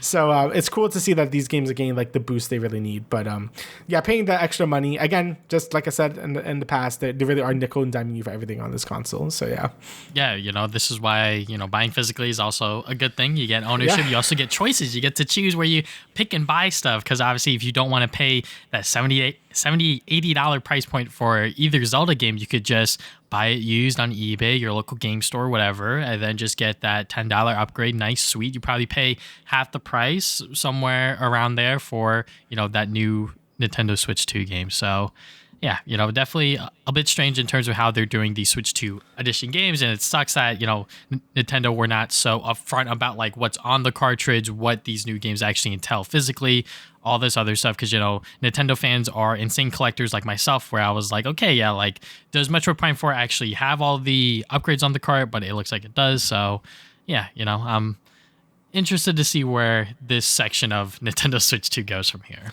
Yeah, I mean, I'm assuming more games are gonna get big Switch 2 editions. Like, it wouldn't surprise me if Smash Ultimate got like a big one where like add new fighters or whatever. If they're not gonna make a new one, like sort of like what Mario Kart 8 Deluxe did. Like, I don't know if we're ever gonna get a new Smash this generation. So that would be a good middle ground, like what Mario Kart 8 did. It was like, oh, let's just add like every track ever to this game. It's probably gonna be the same thing with Smash Ultimate. It's like, oh, let's just keep adding characters so you get like some new content. Because I think Sakurai is gonna be kind of busy this generation, but I guess we'll see. Yeah, and I'm sure he doesn't want to develop a whole other Smash game from the ground up, etc. Yeah. So, but we'll see where that lies in the future of Smash at a later date. I guess the last thing we have to talk about is Doug Bowser's comment regarding a CBC article. So just to give you guys the full quote, he said, "We recognize there are some people that may not be able to afford the Switch 2's price point. That's why we wanted to make the other Switch platforms available so people still have the opportunity to come into our gaming universe, be a part of these characters in these worlds, and see value, if you will, in whatever rung on the platform they come in." So people have been comparing this comment to sort of the Xbox spokesman, where it was like, if you don't have online, we got it. It's called the Xbox 360. I think that I wouldn't say a stretch. It's definitely a little similar, but I think where it comes from is different for Doug Bowser. I'm going to try to play devil's advocate here. But, I feel like, we are still, moving on to the Switch 2, right? Like, we still have certain games that aren't going to be exclusive for the Switch 2. Obviously, Mario Kart World and DK are going to be exclusive. So those are like the sort of two big hitters, but Metroid Prime 4 is still going to be on the original Switch. Legends ZA is also going to be available on the OG Switch. So I think that they're still playing the middle ground here, but I think for him to be like, to sort of give like this PR answer, it definitely landed in some regards, whether good or bad, depending on how you look at it. I think it's somewhere in the middle. It's definitely not good. It's definitely not super duper bad either, but I could see how people could take it that way. But, I feel like his hands are tied just because of the tariffs and everything going on in terms of like the price, in terms of, what Nintendo of Japan really wants to, charge this console for. Because I think at the end of the day, Nintendo is a business and they want to make profit. And they want to make sure that the people who made this console and who are making these games are going to be able to continue to have their jobs and everything like that. So that's why they're charging such a premium for everything. But, that doesn't excuse for them to put it all on us. But then again, where else are they going to get sort of like the loss and profit, et cetera, et cetera? I'm not a fucking business major or anything, but I could see where Nintendo is trying to do their best here. But I think Doug Bowser's comment here was definitely a bit of a miss. Yeah, I just feel like a lot of Nintendo statements lately have been really tone deaf with like how people have been feeling with like oh no, like Breath of the Wild doesn't have the DLC, or oh no, just buy a Switch One, or all this like comments have been doing after the Switch 2 has been announced, like has just been like sucks to suck, I guess, but like you still gotta pay it, right? Like it's been, and Nintendo's super hard to make them change their opinion. Like I don't think I've ever seen them change anything unless it doesn't sell. Like that's the only time I see them actually like do anything. Like public outrage literally does not affect this company like at all. Like it's just I've seen it time and time again. I've been a Nintendo fan like basically my whole life, and I've like never seen them back down unless it doesn't sell. Like the Wii U or the 3DS, that's the only times when they actually like okay, we're gonna lower the price and like do whatever, right? Like that's the only time they actually do anything. Like that's why the drop, like I appreciate the sentiment, like I appreciate people like doing it, like because like what else are you gonna do? But like it just doesn't fucking work like against Nintendo. Like, they legit do not care, and they famously apparently do not sell their consoles at a loss either. So like they want to make money off of the console. Like the other two don't. Like the other two, like PS5s, they always lose money off making that shit. But Nintendo loves to make a profit out of the actual console itself. So we'll see how the tariffs like affect things. We'll see if we actually do need to pay more. Hopefully it's not too much more if it is, but we'll see. Just now, our president like lowered the thing where it's like a 90-day pause right now. So we'll see how things go. There's a good chance it might not cost any extra. It might cost maybe like $50 more, but I guess we'll see as time goes on. But Doug Bowser, I understand. Like I know people give him a lot of shit. Like he basically is like the most uncharismatic man ever. Like I do agree with that. Like he ain't no Reggie, but he is in a pretty difficult situation here with like again with the tariffs and just Nintendo being kind of stupid in general. So, but yeah, either way, I'm still excited for the Switch 2. Even after all this, like I am still really excited to play Mario Kart. I'm really excited to play Donkey Kong. I'm excited just to have a new piece of hardware. But all the stuff surrounding it has been a big bummer with this reveal. Like it has been kind of a disaster. I'm not gonna lie. So but after when I look at the tree houses and when I hear people's impressions on it, I get that hype again. I'm like, yeah, this is gonna be a good console. It just is a really really rough year for it to come out. So, but yeah, either way, I'm excited. I'm excited to pre-order it when I actually can. And I guess we'll go from there after all that shit. So after we hopefully get our hands on one. But yeah, I'm still super pumped for Donkey Kong Bonanza, especially, but obviously Mario Kart World. But hopefully that once we finally get our hands on it, that it actually delivers. Because like you said, all of the impressions, the treehouse streams, it all just looks so freaking good. But I could understand why a lot of people are upset and why people are angry, just because now that the Switch 2 is finally like official and sort of in sort of like the news cycle, if you will, everyone's talking about it. Literally anyone you could talk to that knows anything about video games and following the news, they have a opinion on one thing or another when it comes to the Switch 2. So hopefully that when we finally are able to pre-order it and when we do hear more news about it, it's not bad news. So yeah, hopefully not, but I guess we'll wait and see. All right, so after over an hour, let's get into our recent activities. I will go first because then we will end off with Invincible Season 2. So first up, I will talk about the Pitt because the Pitt just had its season finale last night, and TV's back. TV's fucking back because they're going to try to make a new season every single year. And it seems like that a lot of these streaming television shows are going to try to aim for yearly releases. And The Pitt is one of them. And this season, like I talked about it last time, this show is so freaking good. You don't have to know anything about hospital dramas or anything because I didn't know shit. I did not know anything. But just watching this show, going from the first episode, which is the first hour, to the 15th hour, and just watching how this shift progresses and all the crazy, fucked up, weird things that are happening within this ER room, the character dramas, everything. It's just so good. And I feel like that this finale, especially the episode before it, really solidified this series as like one of the best television series on air right now. Like it is so good. I could literally recommend it to anyone, even to like fucking gamers that are listening to this. Like it is just that good of a show. Like anyone could really sit down and watch this and really enjoy it. But yeah, I am excited to see where it goes from here because I believe season 2 is going to take place during 4th of July weekend. So that should be fun. Oh boy. I see a lot of fun stuff there. Okay, so the next thing, I watched the Minecraft movie because I was like, Jockey. yes, chicken jockey. Oh my God. Yes. So, every time we talked about this movie during the podcast, I was like, yeah, this shit's going to bomb. This shit looks awful. I mean, whether I saw it or not, the movie still did well performance-wise because Minecraft really fans... well? Yeah. Yes, it did fucking really, really well. I think it's like the best... It literally did the best opening for a video game movie because it's Minecraft. Because it's fucking Minecraft. Yeah. Minecraft is so huge and crazy, and you could really see it in those videos with the people in the theaters. And like, as someone who went to see it Sunday night during that weekend...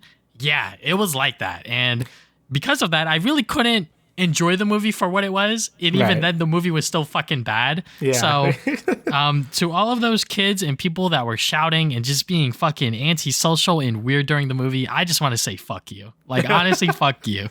Because this is not what movies are about. Every single time there was like a random like Minecraft reference, they would cheer and clap. And like, yeah, sure, it was like endearing for like the first like 3 times, I would say. Yeah. But after like a bit, I was like, all right, like, come on, guys. Like, this is not like clap worthy, I would say.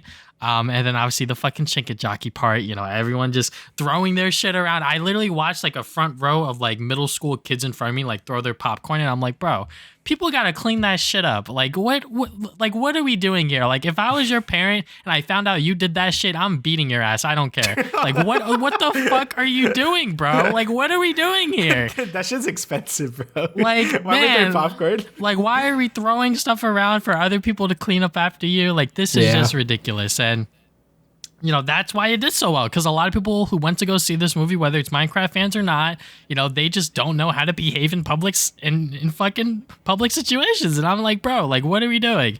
But, you know, just like the movie in and of itself, I mean, it's literally just as bad as you would expect it. You know, it's just people going into the Minecraft world trying to stop the sort of nether from coming into the real world. You know, shenanigans happen. There's a plot line with, the kid and the sister. They just moved into the town that Steve lives in and all this other stuff. So, you know, like if you watch it, I definitely recommend going to see it when like school's in session. Do not see it during the weekend, because that shit is like actually one of the most miserable movie theater experiences I have ever had. Like maybe I'm just a fucking old man screaming at the goddamn cloud, but still, I was just like, this is unbearable. Yeah, it seemed that way. I saw the TikToks, I saw on Twitter or whatever, like everyone going fucking mental.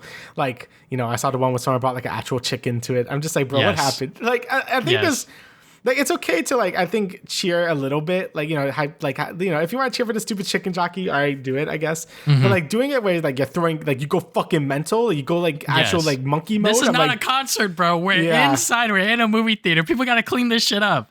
Yeah, but it's just like, it's insane, right? Like that's crazy. It's kind of like how people like memed on Morbius, like people's it's Morbin time and everyone lost their mind. It's like that, but not ironic, right? It's like we're doing this for real, and it was just bad. So yeah, I was like thinking about seeing it, but then I'm like, probably not. Because the movie's even good. Like I've heard the movie's like shit. Like it's not. Even the good. movie. Like, the movie is actually bad, which is like another thing. I'm like, the movie's not even like that good. Like, why are we like? I think that's like why ironic. They're losing their minds. Yeah, that's why they're losing their minds to like fucking cope with themselves. That like, oh yeah, the movie's good, right? Like, yeah, woo. He said, I am Steve, and oh, Minecraft. Oh my God, you know. I'm like, bro, like, come on, the movie is terrible. Like, can we like put that aside and like not like freak out at every little thing that's happening on screen? Because like, I genuinely could not like really analyze like what the fuck was going on, because it was, whether or not like that shit happened, I was just like, what is going on? You know, like the people, the audience. Anyways, you know, I think people just wanted another like movie for them to, you know, like really get like excited for, sort of like have like that No Way Home moment where, you know, they're cheering, they're clapping, applauding and stuff like that. But, you know, don't do it there, please. Please, God. Yeah. So be civil.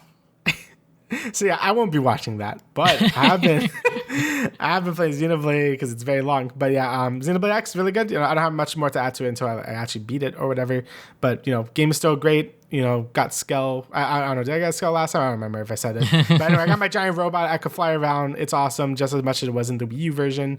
Game is still great. I love the new sort of like party members they added. Like you can really tell these were made in like modern days and not like 10 years ago. Like they did a good job with those quests. I've been really enjoying those. And yeah, game is still really good. I'll probably have my full thoughts on it. Maybe next podcast, maybe not. But yeah, I'll probably give my full thoughts and like give a full detailed thing after I beat it. But yeah, Xenoblade X still really good. Next is like actual new thing is the fucking Croc remake. So I forgot this was coming out, and I'm like, you know what? Fine, I'll fucking play it. I haven't beaten it. The game's very short, but I haven't beaten it yet. But yeah, it's Croc. If you never played Croc before, it has like a lot of lore to it. I believe it came out before Mario 64, and it was also supposed to be a Yoshi game before Nintendo got like mad at Argonaut, which was the people that made this for some reason. There's like a lot of drama, but either way, Argonaut like sort of like revamped the game to be their own original character, which is Croc. And this was sort of before platformers were like, or 3D platformers was like a real thing. So the original game had tank controls, and you would like basically just move like a tank in a 3D setting, and it was charming, but yeah, the game controlled like absolute ass because they were doing their best, right? Like Mario 64 didn't came out yet. They didn't know how a 3D platformer really should play. And then Nintendo really broke ground with that when Mario 64 came out. But now with this remake, Argonaut apparently is back. I don't know if it's by the same creators or whatever, but they have the name again, and they're remaking Croc, and I think they did a pretty good job. The remake graphics really aren't. They mostly keep the same style of the PS1 game. They kind of just smooth out the textures a bit. And it looks pretty good. And the biggest thing they did was remove the tank controls, so now the game just kind of plays like a normal 3D platformer, and it feels good. It's a very basic 3D platformer. Don't expect anything like crazy or anything, but I think Croc has a lot of charm. It's really cute. I really like the music in the game. It's just very nice. But it's just kind of nice to have like just another 3D platformer just come back from the dead. I've always joked that like, oh, one day they'll bring Croc back. Like, who remembers fucking Croc?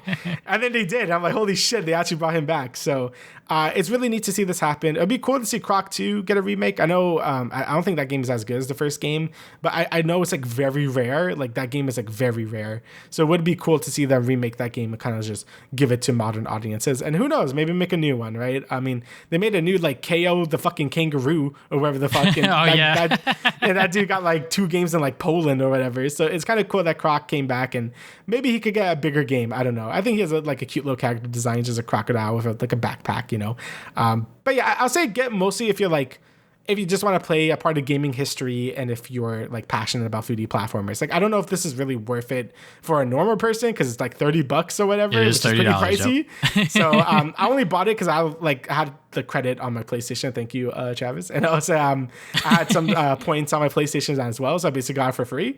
So I was just, yeah, fuck it, I'll get Croc, right? So I don't know if it's really worth it if you're not into 3D platformers, or if you're not sort of like into seeing the history of like one of the earlier 3D platformers in history.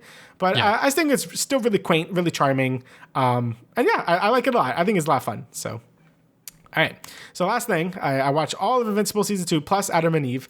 And I really like it a lot. I mean, I think this show is like extremely good. Yeah. Because I do think it takes a lot of time to really like go over like its characters and see what they're doing. Like, it's not like action all the time. Like, it does have a lot of moments that are slower. And I can see how people think that's boring or whatever, but I really like it. I think you really get a chance to really look at all the characters and like see what they're doing, how they're dealing with stuff. And I think that's really important for a show that has such a big cast, and like you just want to get to know everyone, right? That's why I really like the original Daredevil series so much, is because like it treated side characters like really well, and I think that's really important especially for TV shows. I think that's really important because you're gonna have a lot of B plots and stuff, and you want to make sure you care about all these different characters or whatever. You want to make sure their motivations are like well known and stuff. And I think Invincible has been doing that very well. Adam and Eve, the special was a good example of that. Really fleshed out Eve's character. You get to see her background. You got some really cool fight scenes, which I will say season 2's animation quality did dip a lot. You know, as season 1's quality, I thought was okay. There were some times where it didn't look super great, but I thought it was fine for the most part. Season 2, especially early on, definitely had some like kind of janky animation and didn't look super great. But I think later in the season it got a bit better. But either way, Adam and Eve did look really cool. Like the way she was using her powers was very creative and cool. Just like making fucking ramps and giant like spike balls and shit. I'm like, damn, why she didn't do that shit in the show? And, you know, just learning more about her character and like the sort of like her dad being a massive dickhead and like all like being like a lab rat or whatever. Or no, she wasn't a lab rat, but like her brothers and stuff were. Like, I think all that stuff really fleshed out her character and like just sort of like makes you care more about her as a character too, since they don't really have a ton of time to dedicate in the actual show to like every single character that fully. So it was nice for her to get her own dedicated special. So definitely was a big fan of that. I don't know if you want to say anything about it or. I think that it was a great idea for them to do that. Like you said, just like fleshing out these other side characters, especially with how important Eve becomes, I believe, in season 3. Yeah. So, you know, just to see her side of her story and sort of how it all connects back to season 1, even though we know everything that happens to like the Guardians of the Globe and things like that. You know, just seeing those characters back again and sort of getting an idea of where this all takes place, that it's in the past, and this is before Adam Eve became an adult and went to high school and all that other stuff. So yeah, definitely a very well-needed special that I'm glad that they did to tie into season 2. Yeah, and then, you know, with season 2, it's kind of just following the fallout of like what, you know, Omni-Man did to Mark and stuff. And I think they did it really well. I mean, like both Mark and Debbie are just fucking like just dying inside for the first half of the season. I think they did that really well. Debbie's character in general is like really good. You know, I think they really like nail her character. Like her grieving feels very real. She's very frustrated, very sad. She doesn't know why she misses Omni-Man so much because he's such a terrible person. But, you know, love like that could be complicated and stuff. And just seeing her character break down like during that first half of the season was like honestly like kind of hard to watch. Like, oh man, I feel so fucking bad. But I think she is a very strong character, especially towards like the later half of the season. I'm like, yeah, I think they really nailed her character because apparently in the comics she doesn't really do a whole lot. So I'm happy that she has a bigger role in this show because I think having like a strong like character like that for Mark to like, you know, still see like he still has someone. I think that's really important for him as well. You know, speaking of Mark, you know, he goes through the ringer as well. You know, he has to balance his like college life, you know, his relationships and stuff with being a hero, especially because the Guardians are kind of shitters and like they can't really get their shit together. So Mark has to kind of carry out the weight and stuff. You know, I really like how they bring up a lot of stuff from the first season, like the aliens from Mars and all that. Like those problems didn't just go away. Like they actually had to like face them head on in this season with like, you know, consequences. Cause you know, then like Rex fucking almost dies and then like Duplicate doesn't die, but almost dies. Like, or, you know, like it's like a whole thing. Yeah. So I think them dealing with all that and all their character sort of like relationships, like I think all that stuff was done really well. I feel like the only plot line that kind of dragged was the Amber and Mark stuff. Like I don't hate Amber because apparently in the first season people fucking hated her. So and I don't hate her character. I just felt like every scene they were together, you know what's gonna happen. Like they're like, oh, we're gonna go on a date, and then it's like, oh, something bad happens. Okay, I'm gonna leave. Okay, love you, bye. Right? Like that kind of was like the whole thing, the whole season. And I guess it's supposed to like hammer it home how like being a superhero and if you're dating a non-superhero, it just kind of sucks ass and like kind of doesn't work. But I feel like it just dragged on a bit too much because, you know, I think a lot of people would know that Mark and Eve kind of get together by the end. Like that's just kind of how it is. So I was just kind of waiting for that the whole time. Like, okay, we could like move along with this plot line because I feel like every scene they're in is kind of like the same thing. And like I get it. Like, I don't even hate Amber. I just feel like we know where this is going. Let's just like kind of get on with it. But besides that, like I thought like everything else was great. Like I said before, I thought the animation in the first half was a little weak, but you know, it makes up for it with some of the fights. Like in the end of the first half of season 1, when Omni-Man and Mark are fighting the other Viltrumites, I think that stuff was really good. You know, obviously like some of the final fight scenes were good as well. With what's his face, Angstrom. Like I think that stuff was good as well, going through the different portals. He got the fucking Fortnite gun, so it fucking slams him. So and then the Agent Spider, whatever the fuck. And then you see, not Spider-Man, you know, voiced by good old Josh Keaton. So that's really cool to see. You know, he sees Batman too. Like that was like some fun little Easter eggs as well. So yeah, I think overall I thought the season, like I think it sets up the Viltrumites really well. Like as we you know, we get to see them that they are monitoring Mark a lot more closely now. Like they basically assign them to like destroy Earth now that Omni-Man can't do it because he's fucking in prison and they're gonna kill him. They do a good job of setting up the main plot, and they do a good job just setting up all the characters. Like Rex is a great character. I always liked him in season 1 because he's just like a dickhead, but like in this one he's like actually like he's like a good guy but also a dickhead, and I like that a lot. So I'm really interested to see where his character is gonna go from there or whatever. And same thing with all the other people, like Eve and Mark obviously gonna be a thing now too. So I just really like shows that have like a shit ton of characters that you can really like get behind. Like it's not just Mark running the show, like you have like a bunch of other characters that also could carry the show just as well. Cecil too, like I forgot I mentioned this in season 1. Like Cecil's a great character as well. He's like Amanda Waller if she was like not like a totally heartless demon person. like I think Cecil like obviously has to do like a lot of awful stuff, but like he does like actually do care about like Mark and Debbie and a lot of the other heroes as well. Like he cares about the planet. He just does a lot unethical things like he did with Donald with making him an android or whatever, because like he knows he's really good at his job, and like even Donald's like, yeah, you're right, like I have to do whatever like to like save this Earth or save the planet or whatever, so I guess I'll just be a fucking android now. So a lot of really good plot lines, a lot of good characters. I'm excited to see where it goes from there. Like the multiverse stuff they're teasing with all the other evil Marks and stuff, like that's pretty neat as well. So overall I thought Invincible season 2 was really good. Yeah, I guess going all the way back to your first point with Debbie, I think making her a really strong character also nails home why this version of Mark didn't join Nolan when he did, right? And, I love that this season opens up with us seeing when Mark and Nolan sort of teamed up and had to fight against the other Guardians and everything like that. I thought that was such like a good way to pull viewers back into this world. Yeah. So, just making Debbie such a strong character to show that like her heart and her humanity is the reason why Mark is the way he is. I thought that was great. Fantastic. Obviously, Mark goes through a lot of fucking shit this season, even though it's probably not as grand or as grandiose as the first season, like with the moments with the Guardians of the Globe and obviously the final fight between Nolan and Mark. I think Mark just goes through a lot of fucked up shit where it's just like, he has to, or I guess within the finale, he accidentally killed him because he was like, you said you were stronger. And I was like, that's the comic panel. that's the meme. That's the meme. And also when... I think I missed my wife. Yes, I think I missed my wife with that, I guess, like little post-credit thing. I was like, you said those lines. So, just seeing the stuff that these characters are going through. And also Nolan just like realizing that like he's now becoming more human, even though he is a alien. He's gaining empathy. He's like, wait, why do I feel bad for these people? Like, they're fucking weak, like these fucking bug people, like they were never going to survive anyways, but why do I feel bad, Mark? Why? And just seeing that stuff happen is like, okay, yeah, like this is such great character development. And obviously, I think within episode 4, when like Mark locked in, when like he was getting the shit kicked out, because every single fight starts with him getting his ass absolutely destroyed.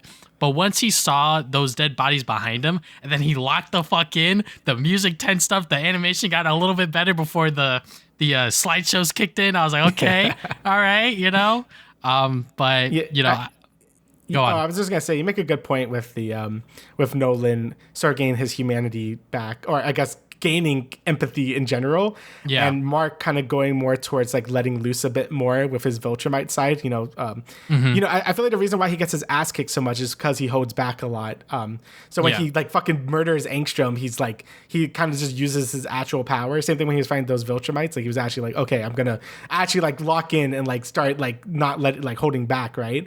So he started getting that Viltrumite side of him, and then Nolan's getting that humanity side to him. I think there's a good sort of contrast between the two characters right there. So because it just shows that I think the best of both for what they could do is sort of like balancing that, being a human and being like a Viltrumite or whatever. I think that's pretty neat. So yeah.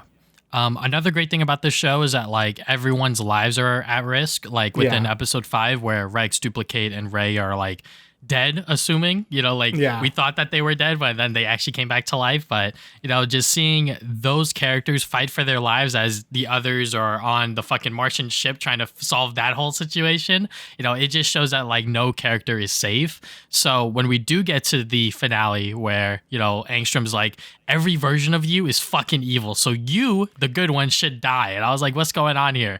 But obviously, I guess like my sort of thought process is that like he he's the one that had to push Mark to kill someone just so when the other Viltrumites come to Earth that he actually has a fighting chance. Because like I said, every fucking fight that Mark gets into, he gets his ass completely blown out. So, and with the whole, I guess, Amber thing, obviously everyone knows that like eventually Mark and Eve get together, which, I found it very funny when Future Eve was like, Mark, I love you. I was like, oh my God. She was holding that shit in, and she's like, you know what? For like 20 years or some shit. Now that Mark's actually here, I'm gonna say this to him, so then it doesn't happen again to that Eve. And I was like, okay, like that's cute. But it also sucks that like because we had the Adam Eve special, I feel like within season 2, Eve didn't really get to do a whole lot. Obviously, I think within like the first part of it, where like she like fixed that building, made that park, and then it's like, oh yeah, this is why like permits are in place, and then everything got fucking destroyed. I was like, oh, that sucks. But I think after that she didn't really get to do a whole lot, so I'm hoping within season 3 she gets back on track to that, because obviously Mark knows that like she likes him, and he's like, how do I play this? And he's like, never mind, I don't want to talk about it right now. But obviously like she's still there for him because she's in love with him, whether she knows it or not. But with the whole Amber thing, I don't necessarily hate her, but like you said, I think because we know that like their relationship isn't going to work, it still hit when like the fucking Viltrumite came out of nowhere and like interrupted their date. I was like, oh fuck, the stakes are getting real crazy right now. So, and then having them to sort of end their relationship because of just like the circumstances, because obviously like one experience like that is enough for anyone to sort of cut it off right then and there, which is something that I do like, is that it is realistic, because, fucking Mary Jane is crazy. Fucking MJ's always like, yeah, Peter, my life was threatened again this week because of one of your fucking villains. I guess I'm still with you, though, kind of thing. Anyways. Right. I just like that this series, and I guess like Invincible in it of itself, is very like realistic in its portrayal of its characters and just like how it goes about it. So I'm very excited to see what other changes and what other characters sort of get more development within season 3, especially with this whole Viltrumite war really coming into sort of fruition. One last thing that I want to say is shout out to Alan. That is Seth Rogen, and I fucking love him. And anytime that he is on screen, he is just the GOAT. He's just so much fun to watch. And when he did die, I was like, oh fuck. And when I first watched that, it was like months ago before, we did it for the podcast. So then when he came back, I was like, oh yes, let's go. Because he fucking turned off his life support. I was like, yo, we're just killing him now. So, but yeah, I'm glad he didn't stay dead. But I definitely thought that Rex and Cade and Ray were definitely dead. But anyways. Yeah, I'm surprised they didn't fucking die, because I'm like, holy, like Jesus Christ. This is fucking brutal.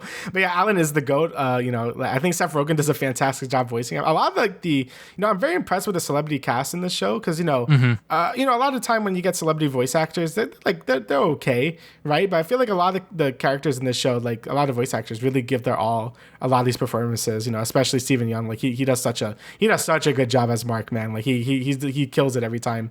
And Seth Rogen, I'm surprised too. I'm like, man, he's killing it as Alan. He's great.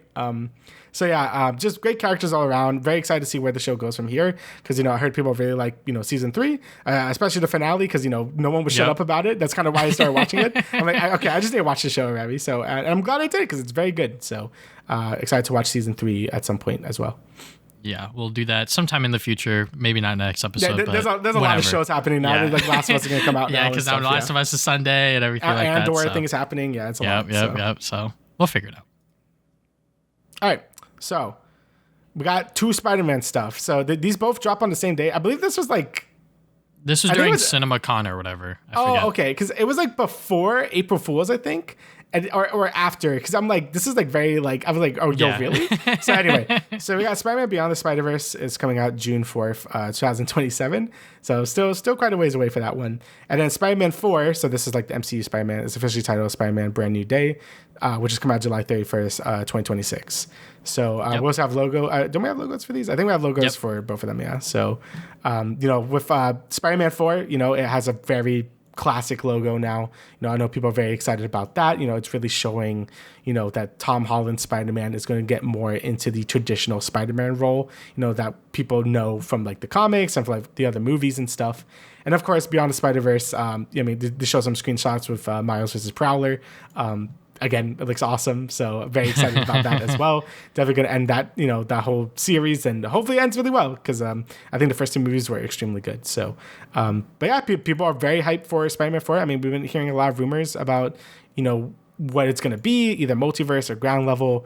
The most recent rumor we heard was Chameleon was going to be the main villain of Spider-Man 4, which again sounds very like a ground-based villain, like a grounded street level villain. So we're going to see like where it goes from there. Maybe Daredevil shows up. I don't know. But either way, I think it's cool that we are starting with this, like it says, a brand new day. We're starting this new, hopefully, trilogy of Spider-Man movies where Peter is going to, kind of act more like Peter. And just grow from there, right? Because we called it from, I don't know when we called it, but we were like, this is his origin story, like this whole MCU stuff, this is his origin story, and then he's gonna grow up to become like like actual Spider-Man or normal Spider-Man, and it looks like we're right on that. So we're just gonna have to wait and see when the first trailer for this comes out, because that comes out way sooner than than Beyond the Spider-Verse, so we're not gonna have to wait too long for this one. Yeah, so Beyond the Spider-Verse, June 4, 2027. You know what? I'll wait. If we got to wait for peak, we got to wait for peak. I saw, what's it called? Across the Spider-Verse, like so many freaking times in theaters, and it was worth it every single time. I love that movie so freaking much.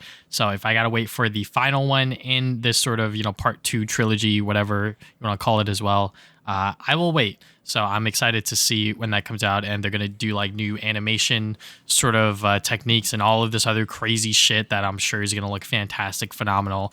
I just hope we give the animators lives, guys. Let's give them a nice 9-to-5 schedule. Don't overwork them. Let them do what they got to do to make sure that this movie comes out as perfect as it is, and delay the movie if you have to. I don't fucking care. I don't care. Just make sure we don't overwork the people and that it looks as good, if not better, than the previous film. So do what you can. Don't kill yourselves over it. Please, for the love of God, if you are working on this movie, do not kill yourselves over this movie. I agree. And then Spider-Man Brand New Day, July 31st, 2026. Brand New Day is a very exciting title. It probably won't have to do with anything related to the comic book storyline, but it's the same thing with like Daredevil Born Again. This is a brand new version, brand new day for this version of Peter Parker. Now that no one knows who Peter Parker is, he is able to just be on his own and see where that takes the character. Sounds like a street level sort of storyline that they are trying to make here, which I'm very excited about. And yeah, I just hope that whatever they do, that it lands for this character, that Tom Holland is able to put on a show and really show people that he should be in contention alongside Toby and Andrew as like one of the best live action versions of Spider-Man. Because, like when Marvel got this character for the MCU, there was obviously like a lot of things that they had to interweave into there. Like they got him mid-Civil War and they sort of just inserted him in. If you take all of Spider-Man scenes within Civil War out, it's still the same fucking movie. But because they got that deal to go, they were like, all right, like how do we introduce him within the MCU? How do we have his own solo movies? How do we make his own trilogy? And, obviously it's been with a lot of MCU flair and a lot of multiverse stuff. So for them to get the ending that they did, where they just wiped everyone's mind, no one knows who Peter Parker is. You have a once in a lifetime, once in a generation, maybe fucking ending for Peter Parker. And I hope that they don't flub it. They don't flub it with this Brand New Day movie, and I have a feeling that they're not, because I think Tom Holland knows that he has a lot of power and a lot of say in what he wants within his own Spider-Man movies, so I hope that they are able to find somewhere that everyone can be happy. So, yeah, that's pretty much all I have to say. I feel like he, I feel like Tom Holland wouldn't be doing this if it wasn't going to be a drastically different series to begin with. Like, I think he wants to be like, I don't want to do the same thing I was doing for the last few movies. Like, I want to like maybe portray an older Peter Parker. Like, I want to portray like, this more independent Spider-Man type beat, you know what I'm saying? So I definitely feel like Tom Holland wouldn't be like doing this if, obviously it's a fat fucking paycheck, right? But like, I'm sure like it gets kind of boring just doing the same thing over and over. So I'm sure he wants to do like something that's maybe a bit more like street level, like a bit more grounded, a bit more gritty, maybe even I don't really know yet. Obviously Spider-Man is always going to be like jokey or whatever. That's just his thing. But it's going to be cool to see him in more like dangerous situations or whatever. Like that would be really cool to see, especially if maybe other Avengers don't really help him as much. Like maybe, I mean, it would be cool if Daredevil did, but you know, like I don't want like, you know, Iron Man flying. I mean, obviously he's fucking dead, but you know what I'm saying. So yeah, I'm excited to see like this new direction of the Spider-Man films and kind of just the MCU in general, and see where they go, right? So yeah, because I've been hearing a lot of good things about Thunderbolts. You know, Fantastic Four looks really good, so you know I do have my hopes a bit high for this movie. I know we were shit talking Doomsday and Secret Wars a little bit, but you know I want them to be good, like I said, and these newer movies do seem like they are steering in a better direction. So we're just gonna have to wait and see it until we see a first trailer or behind the looks photos or whatever, you know, the things we did with you know, before. So we'll be sure to report on those as well. So yeah, and Dustin Daniel Cretton is going to be the director, and he said something I think at CinemaCon. He was like, you know, Peter Parker is a very messy human character, and I just love that he recognizes that. So I'm excited to see what direction they go in. And obviously, the Shang-Chi fight sequences were peak, top tier, if you will. They were very good. Yeah. So you know, we'll probably get some of that sauce within Spider-Man Brand New Day. Hell yeah. All right, so let's talk about Superman sneak peek. I watched this shit at home and also during the Minecraft preview. These fucking kids next to me, not even kids, I think they were high schoolers. They just kept yapping. They didn't know shit about this movie. They were like, isn't Henry Cavill Superman? Why is his planet named Krypton? Isn't he, you know, weakness to Kryptonian? Anyways, fucking Minecraft fans. Anyways, Superman. Yeah, this was a pretty good preview. Obviously, it doesn't really give away much as to like the context of the scene, but it looks good. I'm excited to see the full film when it hits theaters on July 11th. This new version of Superman. Obviously, James Gunn is spearheading this new era of DC movies, and yeah, you know, we just get to see Krypto abuse Superman a little bit, and then the robots help him get back to shape. And obviously, the sun is painful because it is healing him. All of his fucking broken bones just getting back together while being awake. So that would literally hurt anyone, and anyone that thought otherwise. I just question their sort of literary sort of reading, if you will. I don't even know what the word is, but yeah. media literacy. Media literacy. I'm a fucking idiot, but yeah. Yeah, I mean, I like it too. I mean, I really like this sort of universe he's setting up. It's like, it's very colorful. It's very like comic booky. Like it looks like it's like straight from the comic books, right? And James Gunn's always really good at that. Like his movies are always pretty colorful from what I've seen. You know, like the Suicide Squad or the Guardians movies. Like they're all like really like just nice to look at and very like comic accurate for the most part. And it seems like he's doing the same thing here. I mean, the fact that Krypto, the fucking super dog, is here is like insane still. I'm like it's really cool to see him like just there, right? Because I feel like you don't see him in a lot of like adaptations. You know, it's a bit silly, you know, just having like a super dog do stuff, but it's really charming. It's cool to see him like start like try to get his ass up. He's like, get the fuck up, I want to play. So, and as some people say, why is Krypto being the shit out of him? It's like, because you know, Superman is a strong guy, so like Krypto is also like gonna be like, that's his version of playing nice. He's just like fucking being the shit out of him. But anyway, you know, seeing him drag into like, I guess the Fortress of Solitude, I guess, like, and just bring him in there, like that was cool to see the robots and all that. Again, I really just like how the design of everything looks. Like everything looks like how it should. You know, him healing with the sun and all that. And you know, like you said, yeah, shit's probably gonna be painful no matter what. Like he's not gonna like take a soothing bath in like hot sun just to heal or whatever the fuck. But yeah, I still think it looks pretty good. And you know, James Gunn has made so many great movies, and I trust him fully with this. I know people are really weird with the Snyderverse. Like people, I don't know why people are so weird with the Snyderverse, but I don't get it. You know, I thought a lot of those movies are like whatever, but I guess we'll see once this movie actually does come out, because I'm really excited for it. And it comes out like very soon, right? It comes out like June or something. Yeah, July. Oh, July. 11th. So we're a couple months away from it exactly, which is pretty cool. Yeah. All right, so next bit of news. So we got some gaming stuff here that's not Switch 2 related. Sonic Rumble is finally fucking launching on May 8th. I feel like we've been hearing about this game for like a year or something for some reason. So if you don't know what this game was, this was the sort of Fall Guys sort of Sonic game.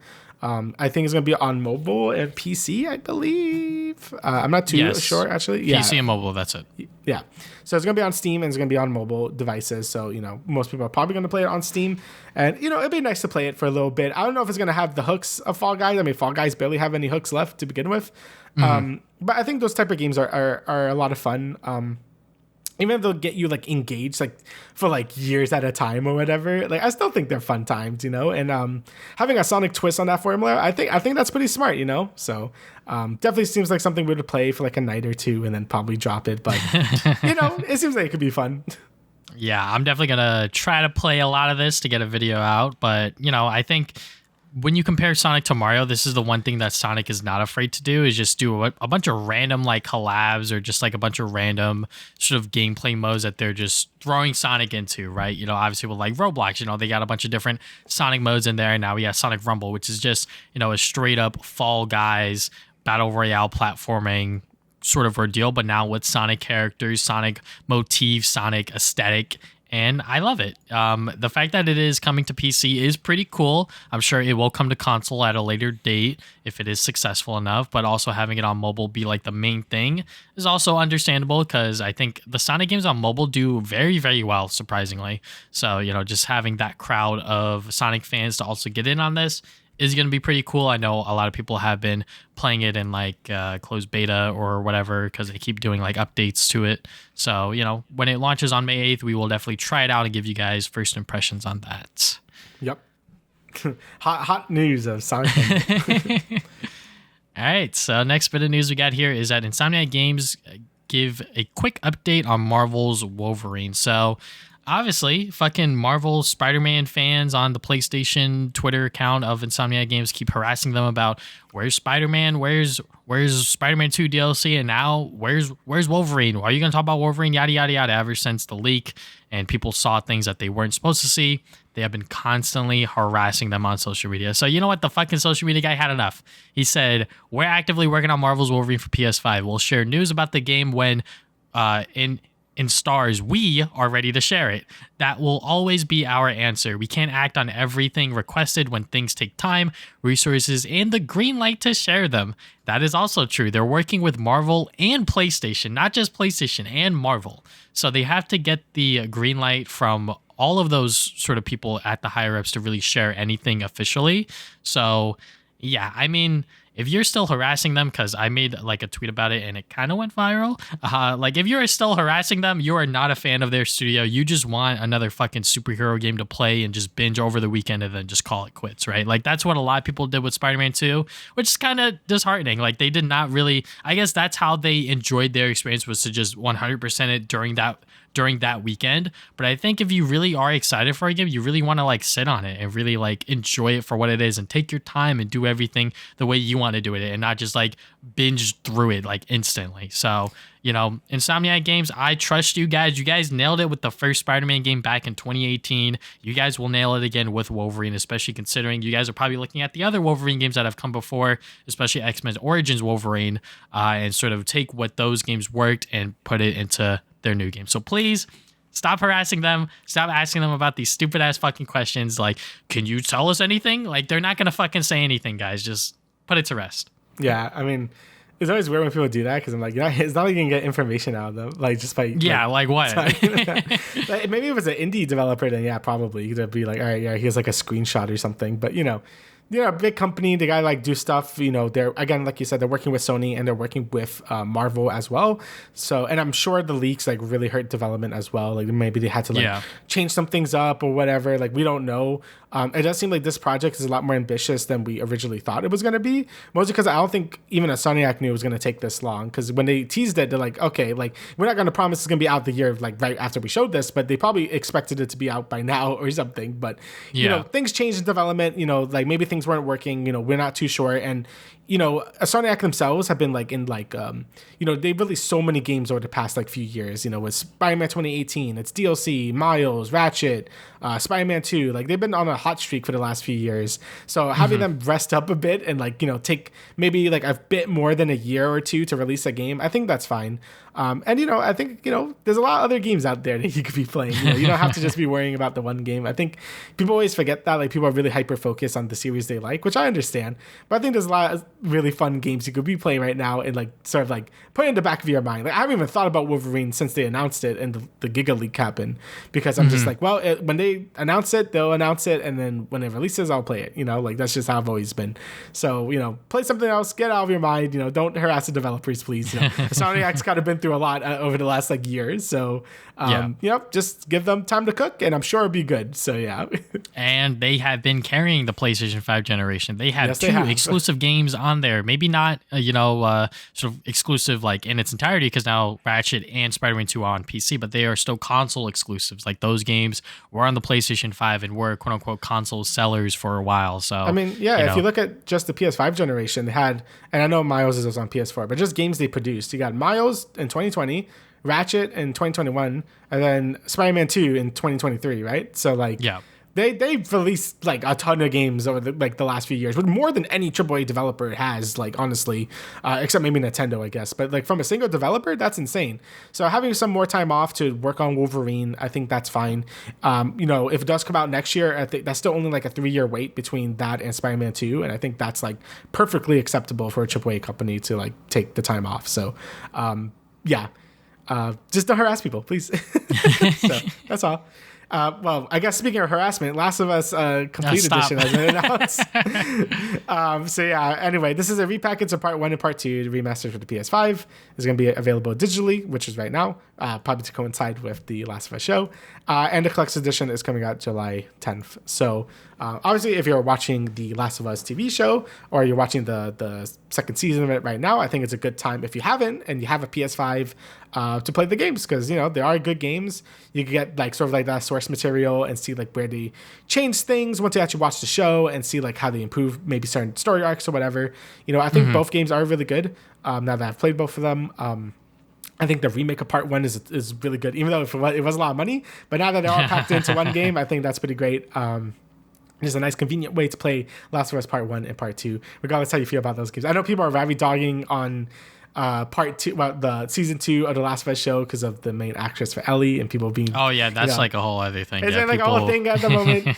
This series is just weirdly toxic for some reason. I don't know why, but like, you know, that's just how it is. Like just play the games; they're pretty good. And you know, the show is also really good as well. So, you know, just ton of Last of Us stuff. You know, I do find it funny when people say Naughty Dog's like last games have just literally just been like Last of Us, like, and not even new Last of Us games. It's just been remasters and remakes. Yep, so just Last of Us, more Last of Us. I get, you could definitely criticize Naughty Dog and like Neil Druckmann for a lot of things, and like, you know, I wouldn't like defend like that sort of release schedule to anyone. But obviously, these games take a lot of time, like we're saying with Insomniac, and you know, their games in particular like are very expensive, and like they use a lot of like mocap, and like a lot of that stuff is very like, it takes time to do, right? Like Insomniac games are definitely a lot more on the gameplay side of things, and you know, Naughty Dog likes to craft these like, you know, I guess interactive movies. I know, derogatory term for like these type of games, but you know, that's just what they do, right? And those games take a long time to make. So it's gonna be a while until we see Intergalactic actually come out. So I think it's like whatever if they want to make some extra money, right? Like again, it doesn't really hurt anyone. If people want to buy this, like go ahead. So it's just gonna take a while. Like I get it, the PS5 is pretty anemic in terms of like game releases or whatever, but you know, at this point you just gotta take what it is. Like we've said it a million times. Like they should have more games. They should have smaller games, so these bigger studios could take the time to craft the games they want to make. But that's just how it is. So Last of Us Part 1 and Part 2 it is.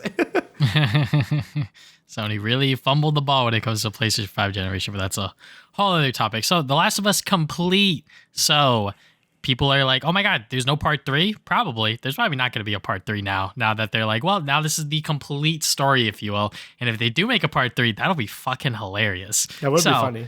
Yeah. So if you guys want to buy this now, it is available digitally on the PlayStation Store. It's $100, by the way, which, you know, I mean, you still save money, right? So I believe so. You'd still save a little bit of money in theory. I don't know, actually. Yeah. If like both games are $60, you do save like, you know, a little bit of money. But if you buy them physically, you could probably get it for like the same price of like $100.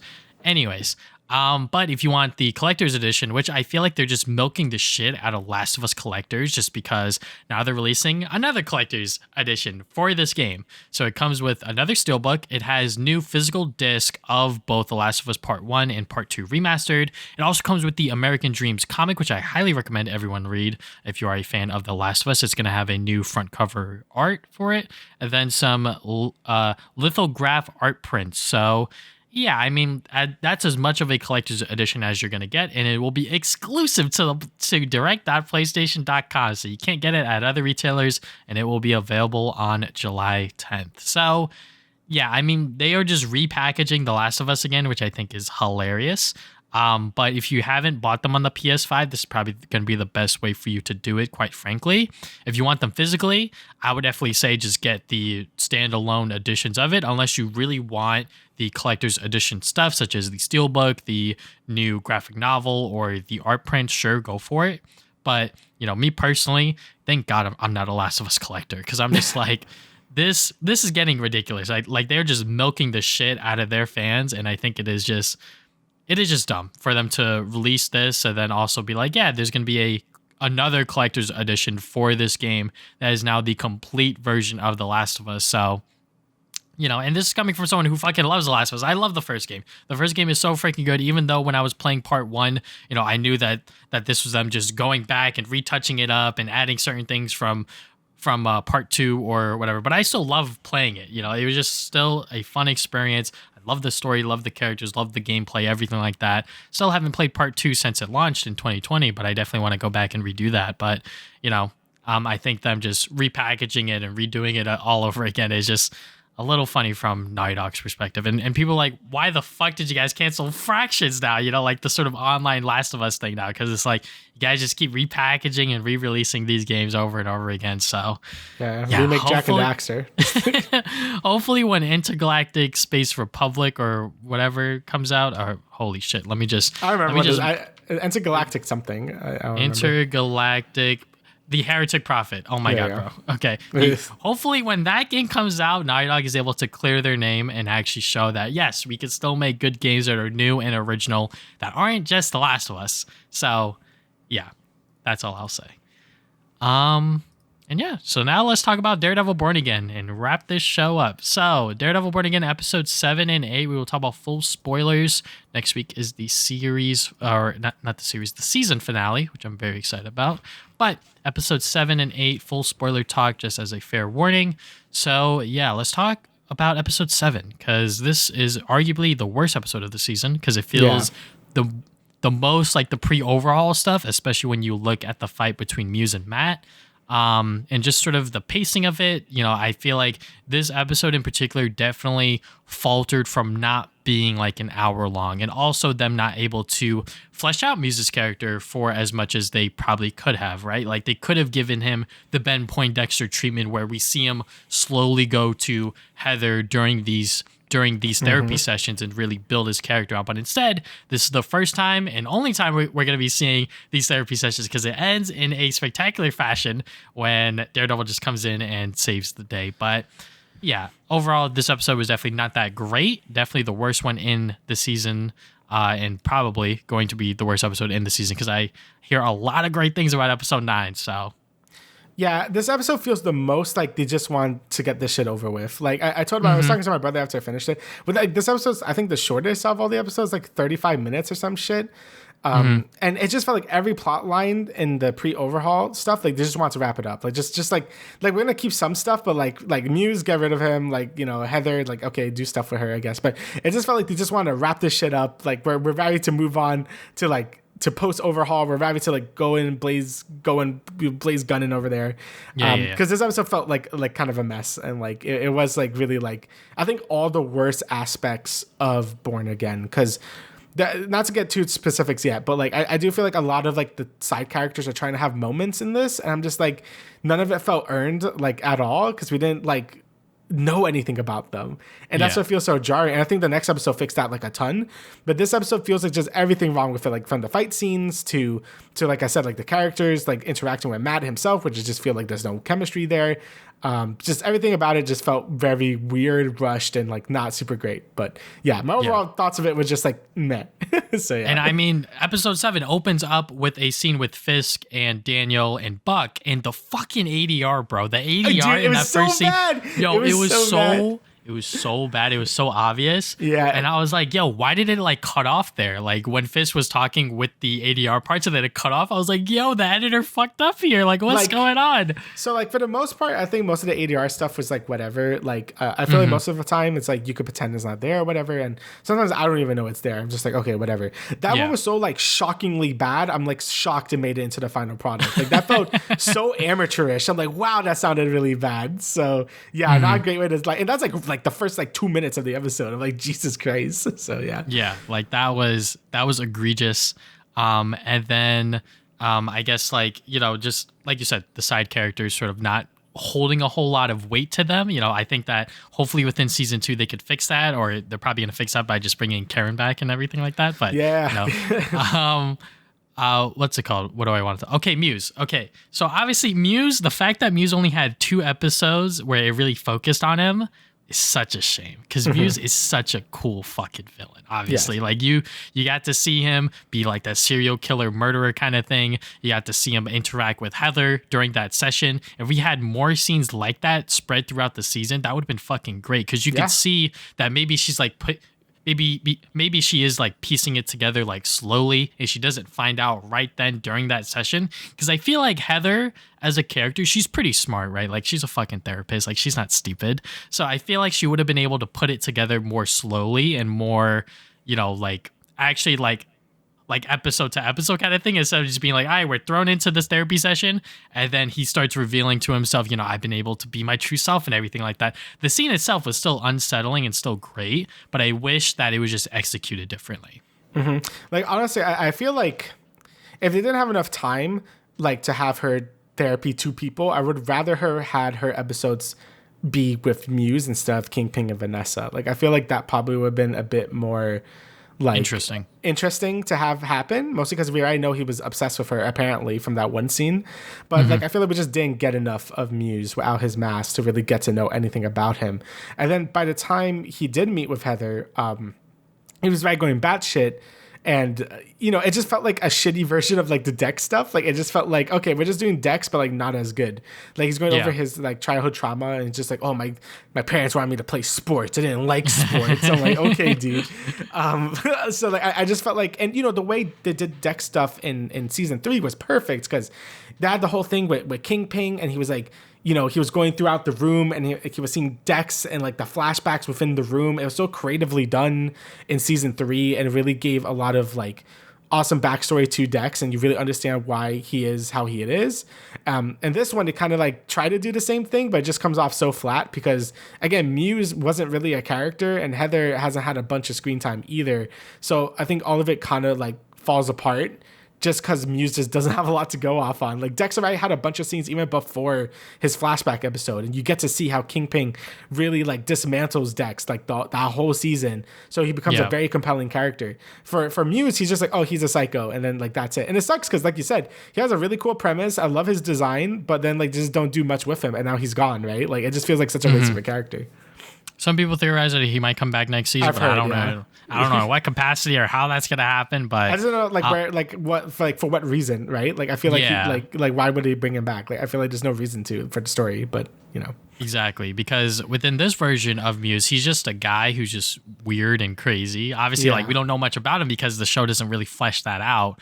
But within the comics, you know, he has special powers that messes with Matt's senses and everything like that. And we actually never know what his name is, because I think that makes his character that much more mysterious and that much more interesting. But within the show, they give him a name. It's Bastion Cooper. So when they said that, I was like, who the fuck? I was like, oh, they actually gave him like an actual real life name and an actual alias. So then when Detective Kim is explaining to Fisk, as during that sort of therapy scene is like building up, we could see where the puzzle pieces are sort of fitting together. It's definitely lazy and definitely not like a great way to like explain his character. But like if they had to do it within just 2 episodes, I guess this was the best way to do it. But, you know, I definitely think that, like everyone has been saying, Muse could have definitely been a lot better and definitely deserved more than 2 episodes worth of real focus, because obviously he was spliced in other episodes, but he was never like the main focus. Yeah, because like I feel like every other villain in in the Netflix Daredevil shows had the whole season to themselves, so like really flesh themselves out. Like, and Dex had like the whole, obviously Kingpin is always gonna be the main villain, but Dex also had like the whole season to really get to know him and see like what the fuck was up with him. Same thing with people like Elektra as well. Like, yeah, like the whole season 2 to like really get to know Elektra, see what her deal is, and all the trauma with that stuff. Like, I feel like Muse deserved that same respect where he also had the whole season to himself, and then he could like, you know, get into the big fight with Matt, and then like have all that stuff feel like satisfying, right? But you know, a big problem with the show is like, one, the runtime is very shorter. There's not like enough episodes to go around, and they're putting so many plot points with White Tiger, Muse, the Vigilante Task Force. You know, there's like a ton of stuff they want to do with the runtime being shorter and the episode count being smaller. So I just feel like it doesn't work. Like, you're like, if I was in charge of this show, I definitely would just scrapped all of like the show. I would just scrapped all of the pre-overhaul stuff. Like, cause like there's a lot of good things in here. Like the White Tiger episode was really good. Oh yeah. With the trial scene. Like that, you know, that was always going to be a good episode. But I just feel like these characters almost feel wasted now. Cause I'm like, well, what was the point of any of this? And it feels so disjointed, like the whole show. I'm getting a little too like overall thoughts or whatever. But yeah, it's still like, you know, I just feel like with the Muse stuff, I just felt like it could have been done way better if he had the whole season to himself. That's all. Yeah, I mean, just to quickly go on that point, like what could they have done? I think a lot of people, when they heard that they were going to redo the show, they thought that all of those previous episodes were just gone. But obviously they kept most of that material for episodes 2 through 7. And I think the White Tiger stuff, obviously you have to keep, because the main actor sadly passed away, so you really can't work around that stuff. I think that's fine. I think his character works with the Vigilante Task Force. I think Muse probably should have just saved, because I feel like he doesn't really fit in like too well. Because you know, the whole thing with Fisk becoming mayor and White Tiger being the vigilante, like, and you know, he talks a lot to Matt about like, you know, like how Matt feels about being Daredevil, right? During his conversations in jail or whatever, when they were talking. That stuff I think fits really well. And it should have just kept the White Tiger stuff and remove all the Muse stuff and save him for later. I just feel like there wasn't enough time to have Muse do things, you know? Yeah, there was definitely not enough room for that character, especially because he was so hyped up and people were looking forward to him, especially with how much they used him within promotional material, et cetera, et cetera.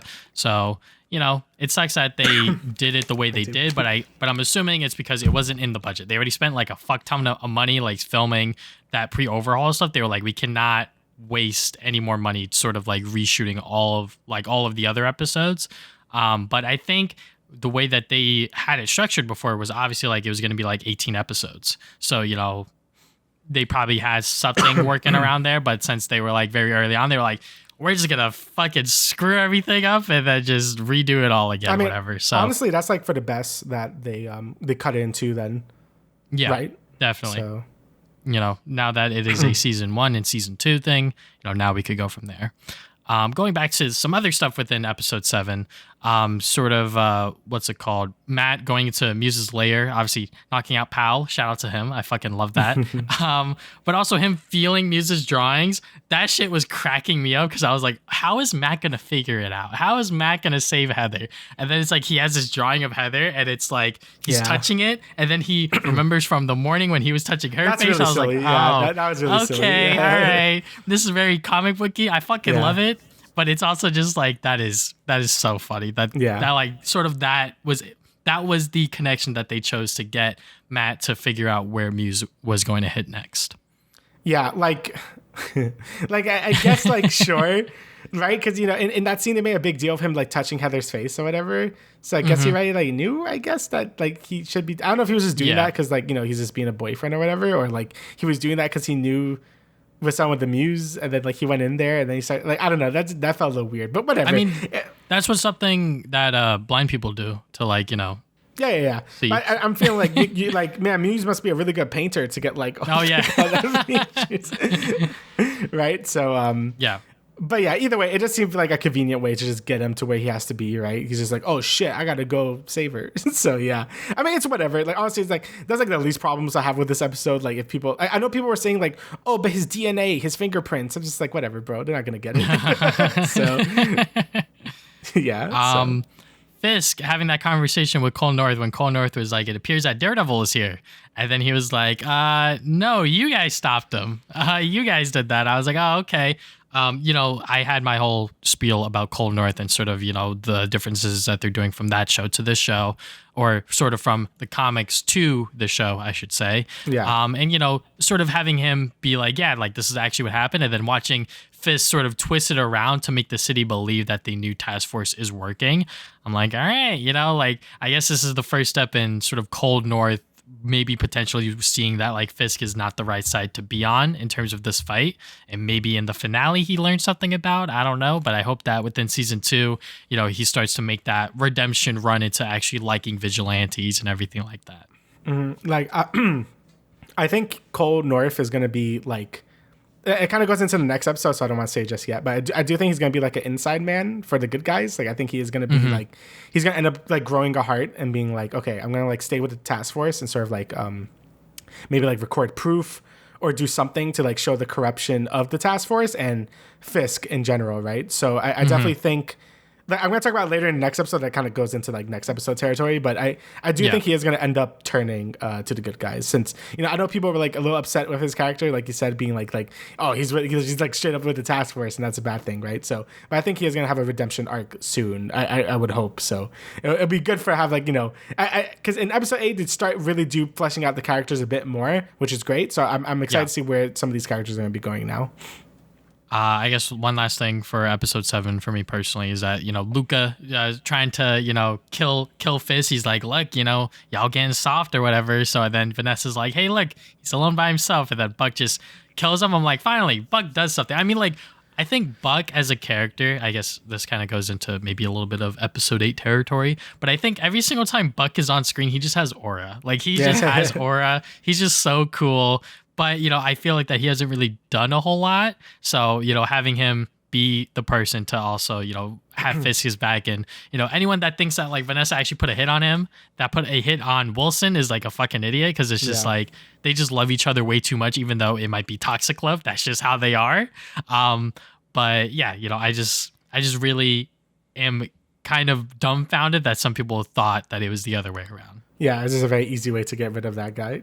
Like, oh yeah, get my husband. He's alone. Sure. Yeah. Okay. I didn't think like she actually would like betray Fisk or whatever. I do think she wants Fisk to like, and we're gonna see it more in again episode 8. Like she definitely wants him to be more in the corrupt side. Like she wants him to be more like Kingpin again. But she still loves him. She's not gonna just betray him or whatever. Like I feel like that would be very our character for her, right? So I feel like all the things they're doing with her like makes like a lot of sense. So I mean, yeah, we could just jump right into episode 8. Yeah. First up with Dex, Dex is obviously the star at first, where it shows the blue rose, and then it goes into his scene of him going into Gen Pop. I mean, I just love Justin and Aaron, and they absolutely understand Ben Poindexter as a character. So the way that they were able to portray him within this episode, spot on, fantastic. The blue lighting every single fucking time got me excited. But yeah. This was like, all right, this was like the first episode that really felt, besides the first like 15 minutes of episode 1, this felt like the Netflix show. Like and I'm so happy to feel that way. Like I was locked in the whole time watching this episode. I'm like, oh my God, they finally did it. Like it sucks that, and I don't even think the rest of the series was bad or anything, but it definitely felt different, which was fine. I was ready to like eat some changes or whatever, but it felt very, you could tell it was very rushed and put together. Like you could tell like it was all cobbled together to be this weird Frankenstein amalgamation. Show. Yeah. Where things weren't really working out. Like, episode, the bank episode just feeling like it was there. A lot of plot points just kind of just ending very fast. Like it just felt so cobbled together. This is the first time where the show felt like, it knows what it's doing now, right? Like I felt like none of the cuts were too jarring. I felt like the storyline was nice and like even the whole time. There's not as many things jumping around all over the fucking place. Like I was like, this is the first time where it's like everything feels like it's finally making sense. And anything with Dex is amazing. His actor is fantastic. Like you said, the use of blue for all his scenes are fantastic. He's just as psychotic as ever. And I love him, I think every scene with Dex, they nailed just like they did with season 3. I think they cooked super hard with his scenes. and then going back to Wilson and Vanessa and having that scene sort of be a parallel to Matt and Heather, and sort of Matt and Heather argue about vigilantes and Fisk, and then Wilson and Vanessa talk about Adam right in front of him. It'd be like, hey, look, I'm trying to get better. I didn't kill him though. Like I didn't kill him. I love that they're going back and forth and sort of have these moments where I feel like the entire season was building up to those two conversations between those four characters, right? Because that was like the most character development we got out of them, outside of like the quick little scenes that they had with each other. I feel like that scene, and like I feel like the rest of the episode is like the most character development for like a lot of these characters, where like we're actually able to see what their motives are and like what they're actually trying to do. So to see Matt and Heather have that argument and like that conversation of like vigilantes and like Fisk, like how do you know Fisk? Like why is his right hand man Buck at my fucking front door? And he's like, look, and it is kind of weird. I guess like this is like me jumping ahead a bit, where it's like that plot hole where people are like, how does Heather not know as much about Matt when she did research about him with like the whole Punisher trial and everything like that? Like, how did she not know that like he has a history with that man kind of thing? So maybe that's something that just slipped through the cracks. Maybe that's just something that they're just not thinking about, or maybe that's something that she just overlooked. I don't know. But having Vanessa at the end of the day kill Adam was honestly a huge shock to me, because I think that was her first on-screen kill where she just fucking straight up murdered someone. Yeah. But then again, there's this whole time jump and time gap that we don't know of, like all of the other mob buster stuff that she's been doing. So to see that happen and have it be Adam, where the irony is that like episode 1, she was like, don't kill him, because she wanted to do it herself. Yeah.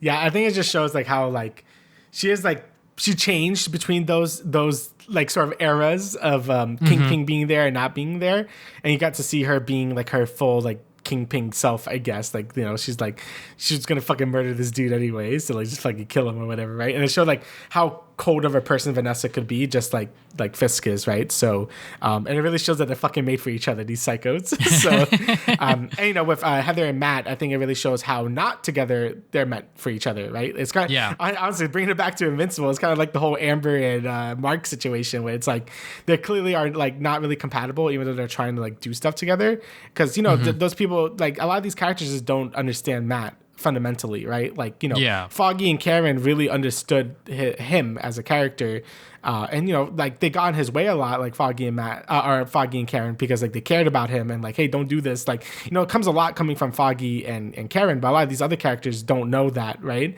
And I think this episode in particular shows that in a stronger light, with Heather being like kind of sussy about Matt, like just being like she's finally getting the suspicions, like, why are you being so fucking weird all the time? Yeah. And I say honestly, a lot of characters are too. Same thing with Kristen. What's her name? I always forget her name. Yeah, Kristen. Yeah, she has, like same thing with her. She's starting to get weirded out too with like Matt and being like, yo, what's wrong with you? He's like, I don't even know you, because he's finally starting to show his true self, and I feel like this is the first time those characters are really questioning like Matt's like image, I guess, which is something that Foggy and Karen always did, which is great because it actually makes them like way more interesting to actually look at when they're on screen, right?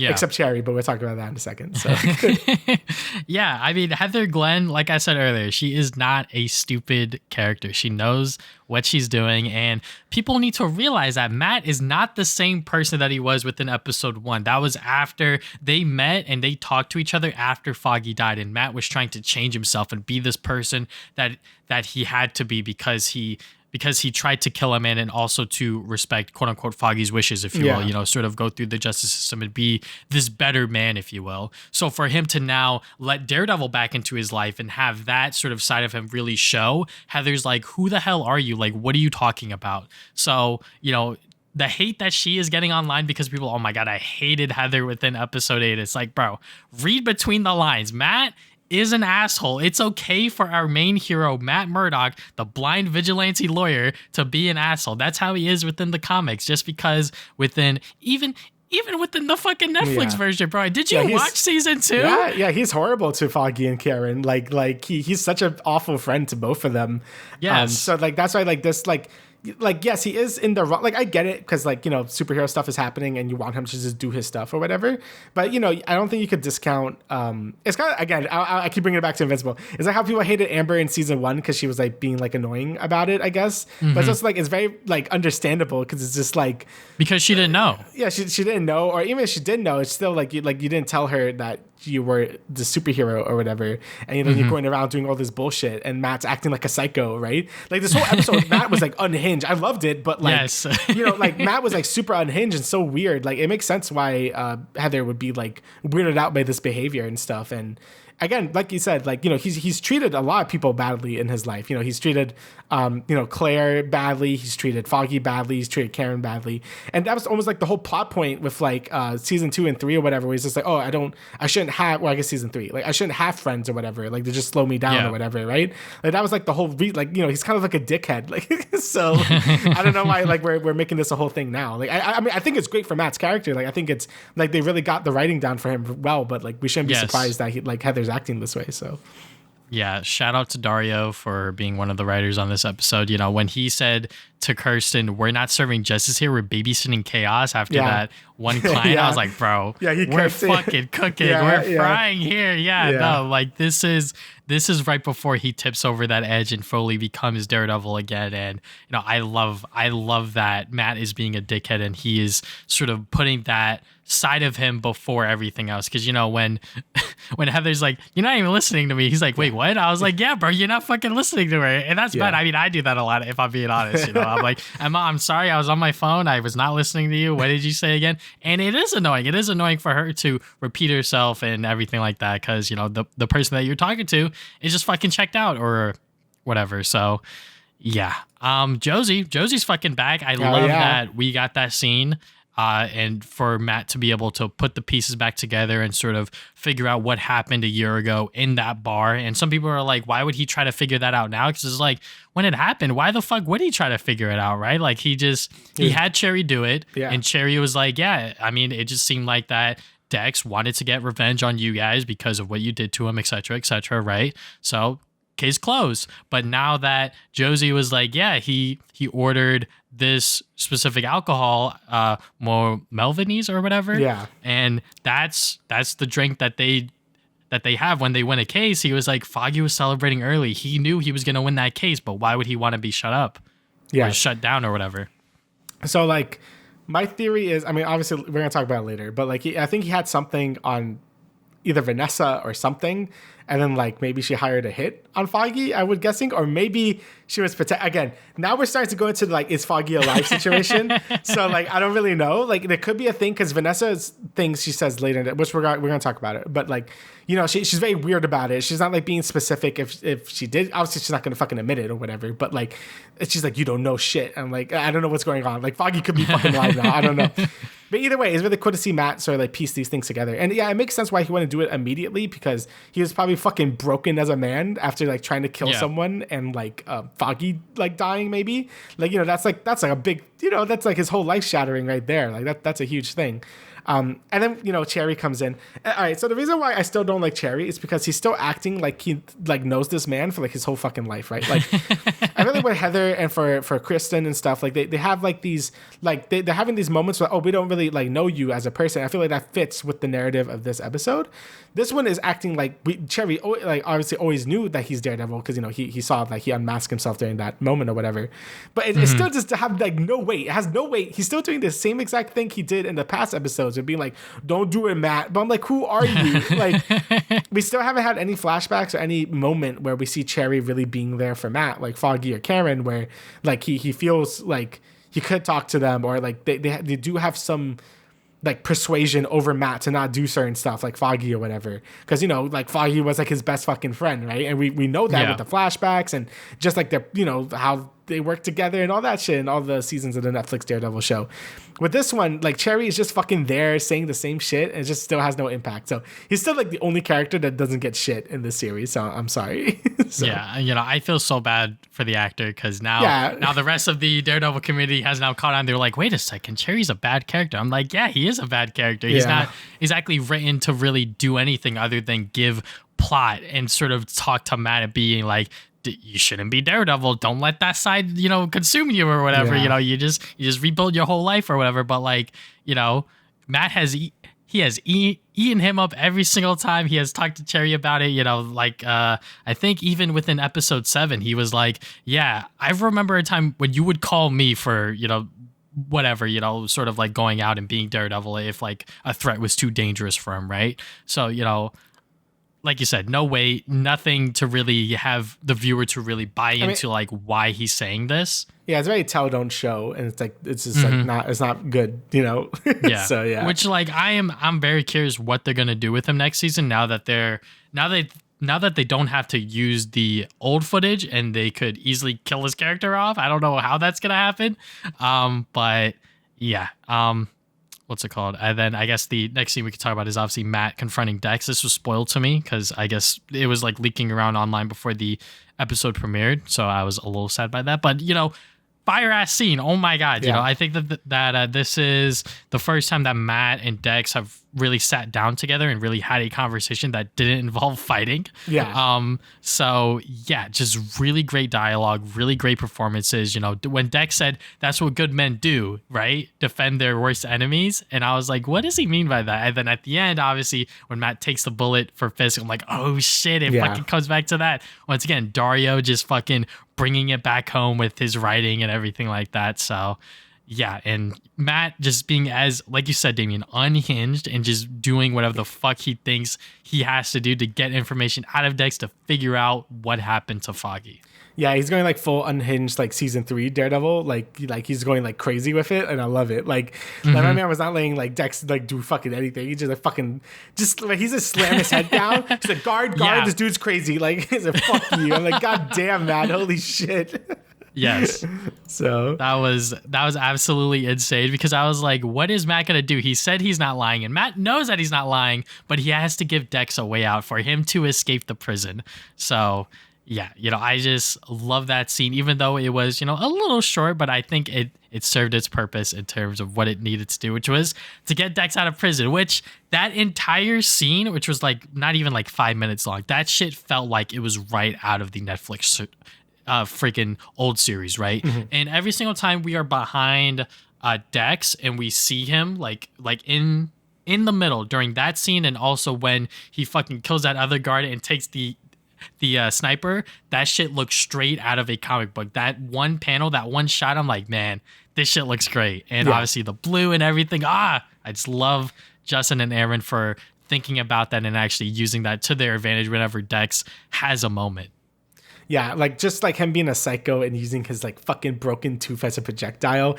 Like, it just shows like how unhinged he is as well and how much of a psycho he is. And I love that in season 3 that he could just use anything as a fucking weapon and just like murder these guards and just leaves, right? Like it just like shows like how like batshit insane this guy is and what he's willing to do. Like obviously I wish we had like more scenes of him trying to break out of prison or whatever, like maybe like it would be a whole thing, but I'm okay with that. Like it was still like a really good scene just to get him back out there and like just be like a fucking menace again, like because I didn't realize how much of a great, obviously he was a great villain in season 3, but I'm like, yeah, it's great to like have him back and it didn't like kill him or whatever at the end of season 3. So yeah, just keeping him alive, and now they're able to do more crazy stuff with him, which is to crash another Fisk party, which was, I think that this version of it for this show is just as intense as it was before, because now you have Matt and Fisk trying to play to the public eye and everything. And that was great. And obviously, just having Dex come out at the end, but I'm jumping ahead of myself here. So go on. No, I was gonna say that like I really enjoyed like this whole like crash into the party type thing again. You get to really see like Fisk strong manning a lot of like the politicians this time, because I think after that whole thing with Adam, Vanessa and Fisk are just like, okay, we're gonna go back to like what fucking works and what gets results. Like that's the whole reason the task force is even a thing, is to like basically be like these strong men for Fisk and to do stuff, as we see later in this fucking episode. Oh my god, bro, when he fucking dipped that guy's hand into the goddamn what's it called? Fryer. The fryer, yes. I was like, yo, that shit was crazy. And he did it right in front of fucking Gallo, which, he is another character that I'm honestly kind of opening up to more, because obviously, like, his first impression, he was eating Fisk up. He's like, you're just a fucking thug. You're just a kid playing house or whatever. I was like, yo, he's eating his ass up. And for him within this episode to, watch that happen and then also have that conversation with BB, which we'll talk about a little bit later. Yeah. That was so cool. But yeah, them just building up this anti-vigilante task force now, because this is the first time we've really seen them in action and them do something that is really fucked up. I cannot wait to see what happens within not just the finale, but also within season 2, because it seems like that's going to be a huge part of Mayor Fisk and that version of New York. Yeah, and that's why I love it too, because he did it right in front of him. Like, it shows how much they don't give a fuck, and like, what are you gonna do about it? Like, and I love that. Like, it's very like when Fisk took control of the FBI in season 3, where it was like very like he doesn't give a shit. Like they could do whatever the fuck they want. It's like when Nadeem was watching them do all this awful stuff, and he just literally couldn't do anything about it. So it really is giving me vibes of that. And him again, strong arming are these politicians or lobby members or whatever to do exactly what he wants, because he has like so much shit on them or whatever. Like, I love it. Like, we're back to like Fisk like not playing by the book, you know, playing like by his own rules, and I love it, you know. So yeah, and you know, him using that same line once again, Dario bringing it back, him being like, it's merely a warning to swordsmen. I was like, oh my god, I love it. I love this shit.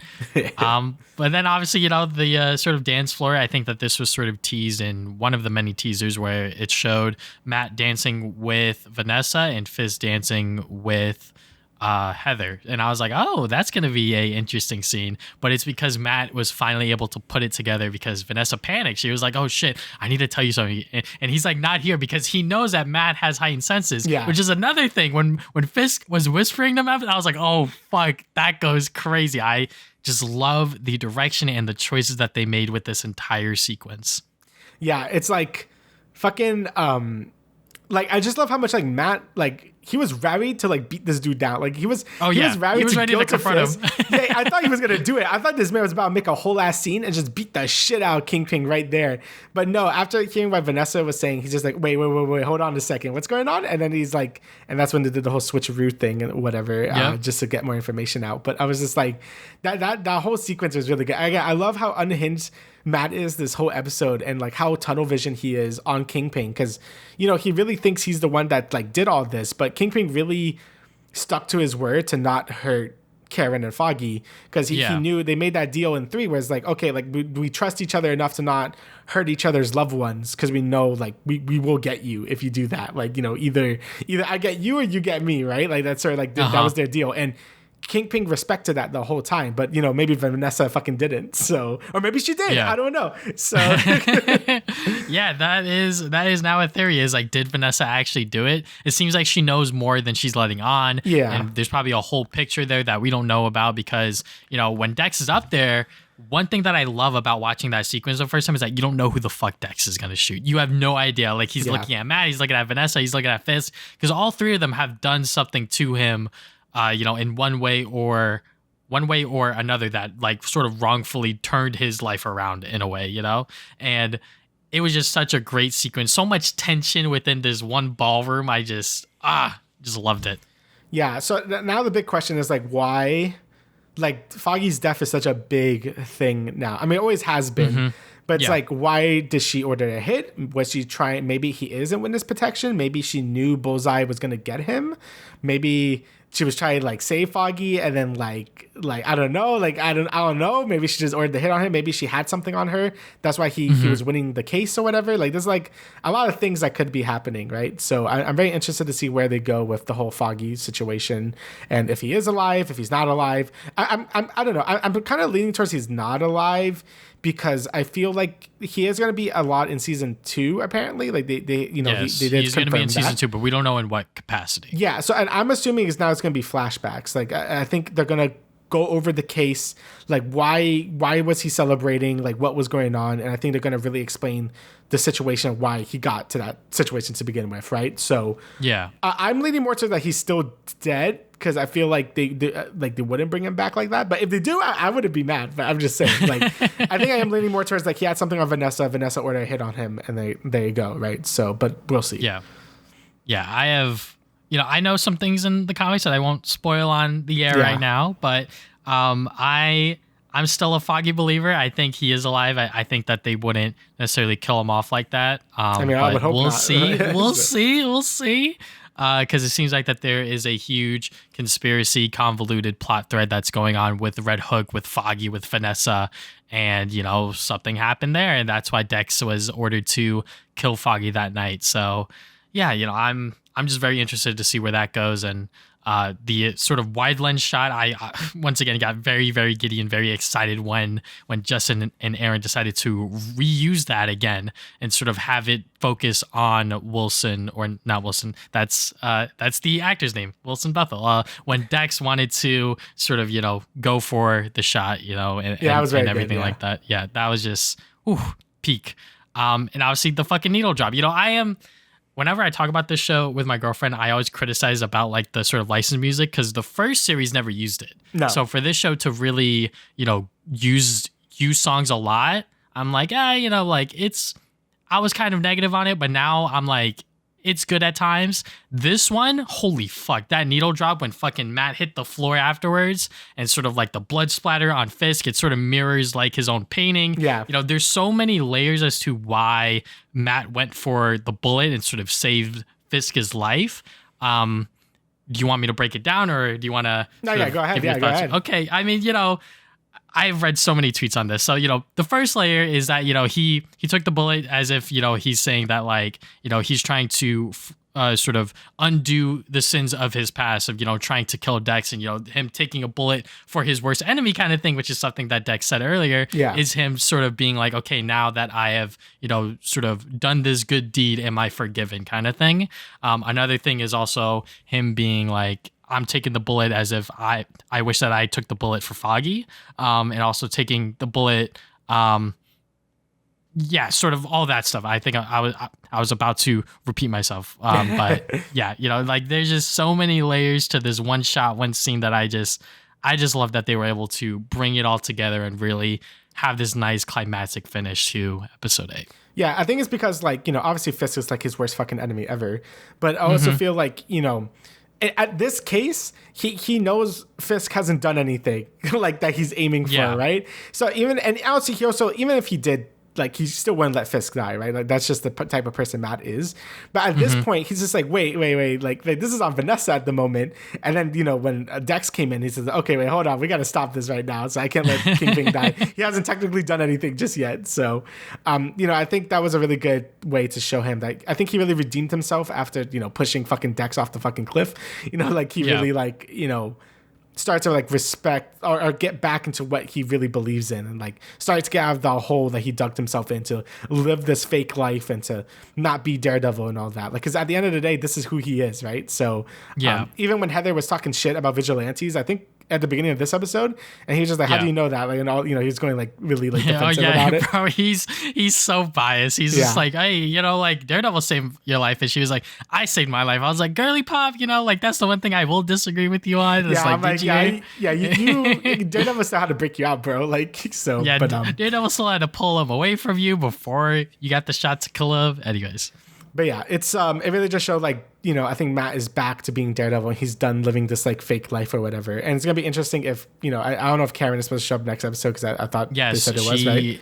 She is very likely, because there is one scene of her getting out of a car that we haven't seen yet. So it's probably going to be next episode. Obviously, because she's there, the Punisher is going to be there. Yep. I'm just very curious how episode 9 is going to open up. It's probably going to open up with some insane speech by Matt with him talking about, his past sins and everything like that, and sort of becoming Daredevil again. And next episode is going to be peak, and I cannot wait for it. And then whenever season 2 comes out, I will be patiently waiting. Yeah, I am very excited. This is the show I've been wanting to watch this whole time, and I'm happy that this is the new direction we're going in. Like, I'm really, really happy that like we're finally we're back. We're officially we're fucking back. So yeah. And it's crazy because the last episode 7, was like a real stinker that a lot of people are agreeing with as like the worst episode this season, and now we got this one, and it's like, okay, like if they are able to keep this quality up with season 2, it's gonna be awesome. Yeah, I fully agree with that. Okay, is there anything else you would like to add, good sir? No, I think that's everything. All right, so thank you guys for listening to the Travis and Damian podcast, episode 161. We will see you guys, I believe, 3 weeks from now. Yeah. Damian's going on vacation, something like that. So we'll see you guys in a bit. Thanks for watching. Yeah, later.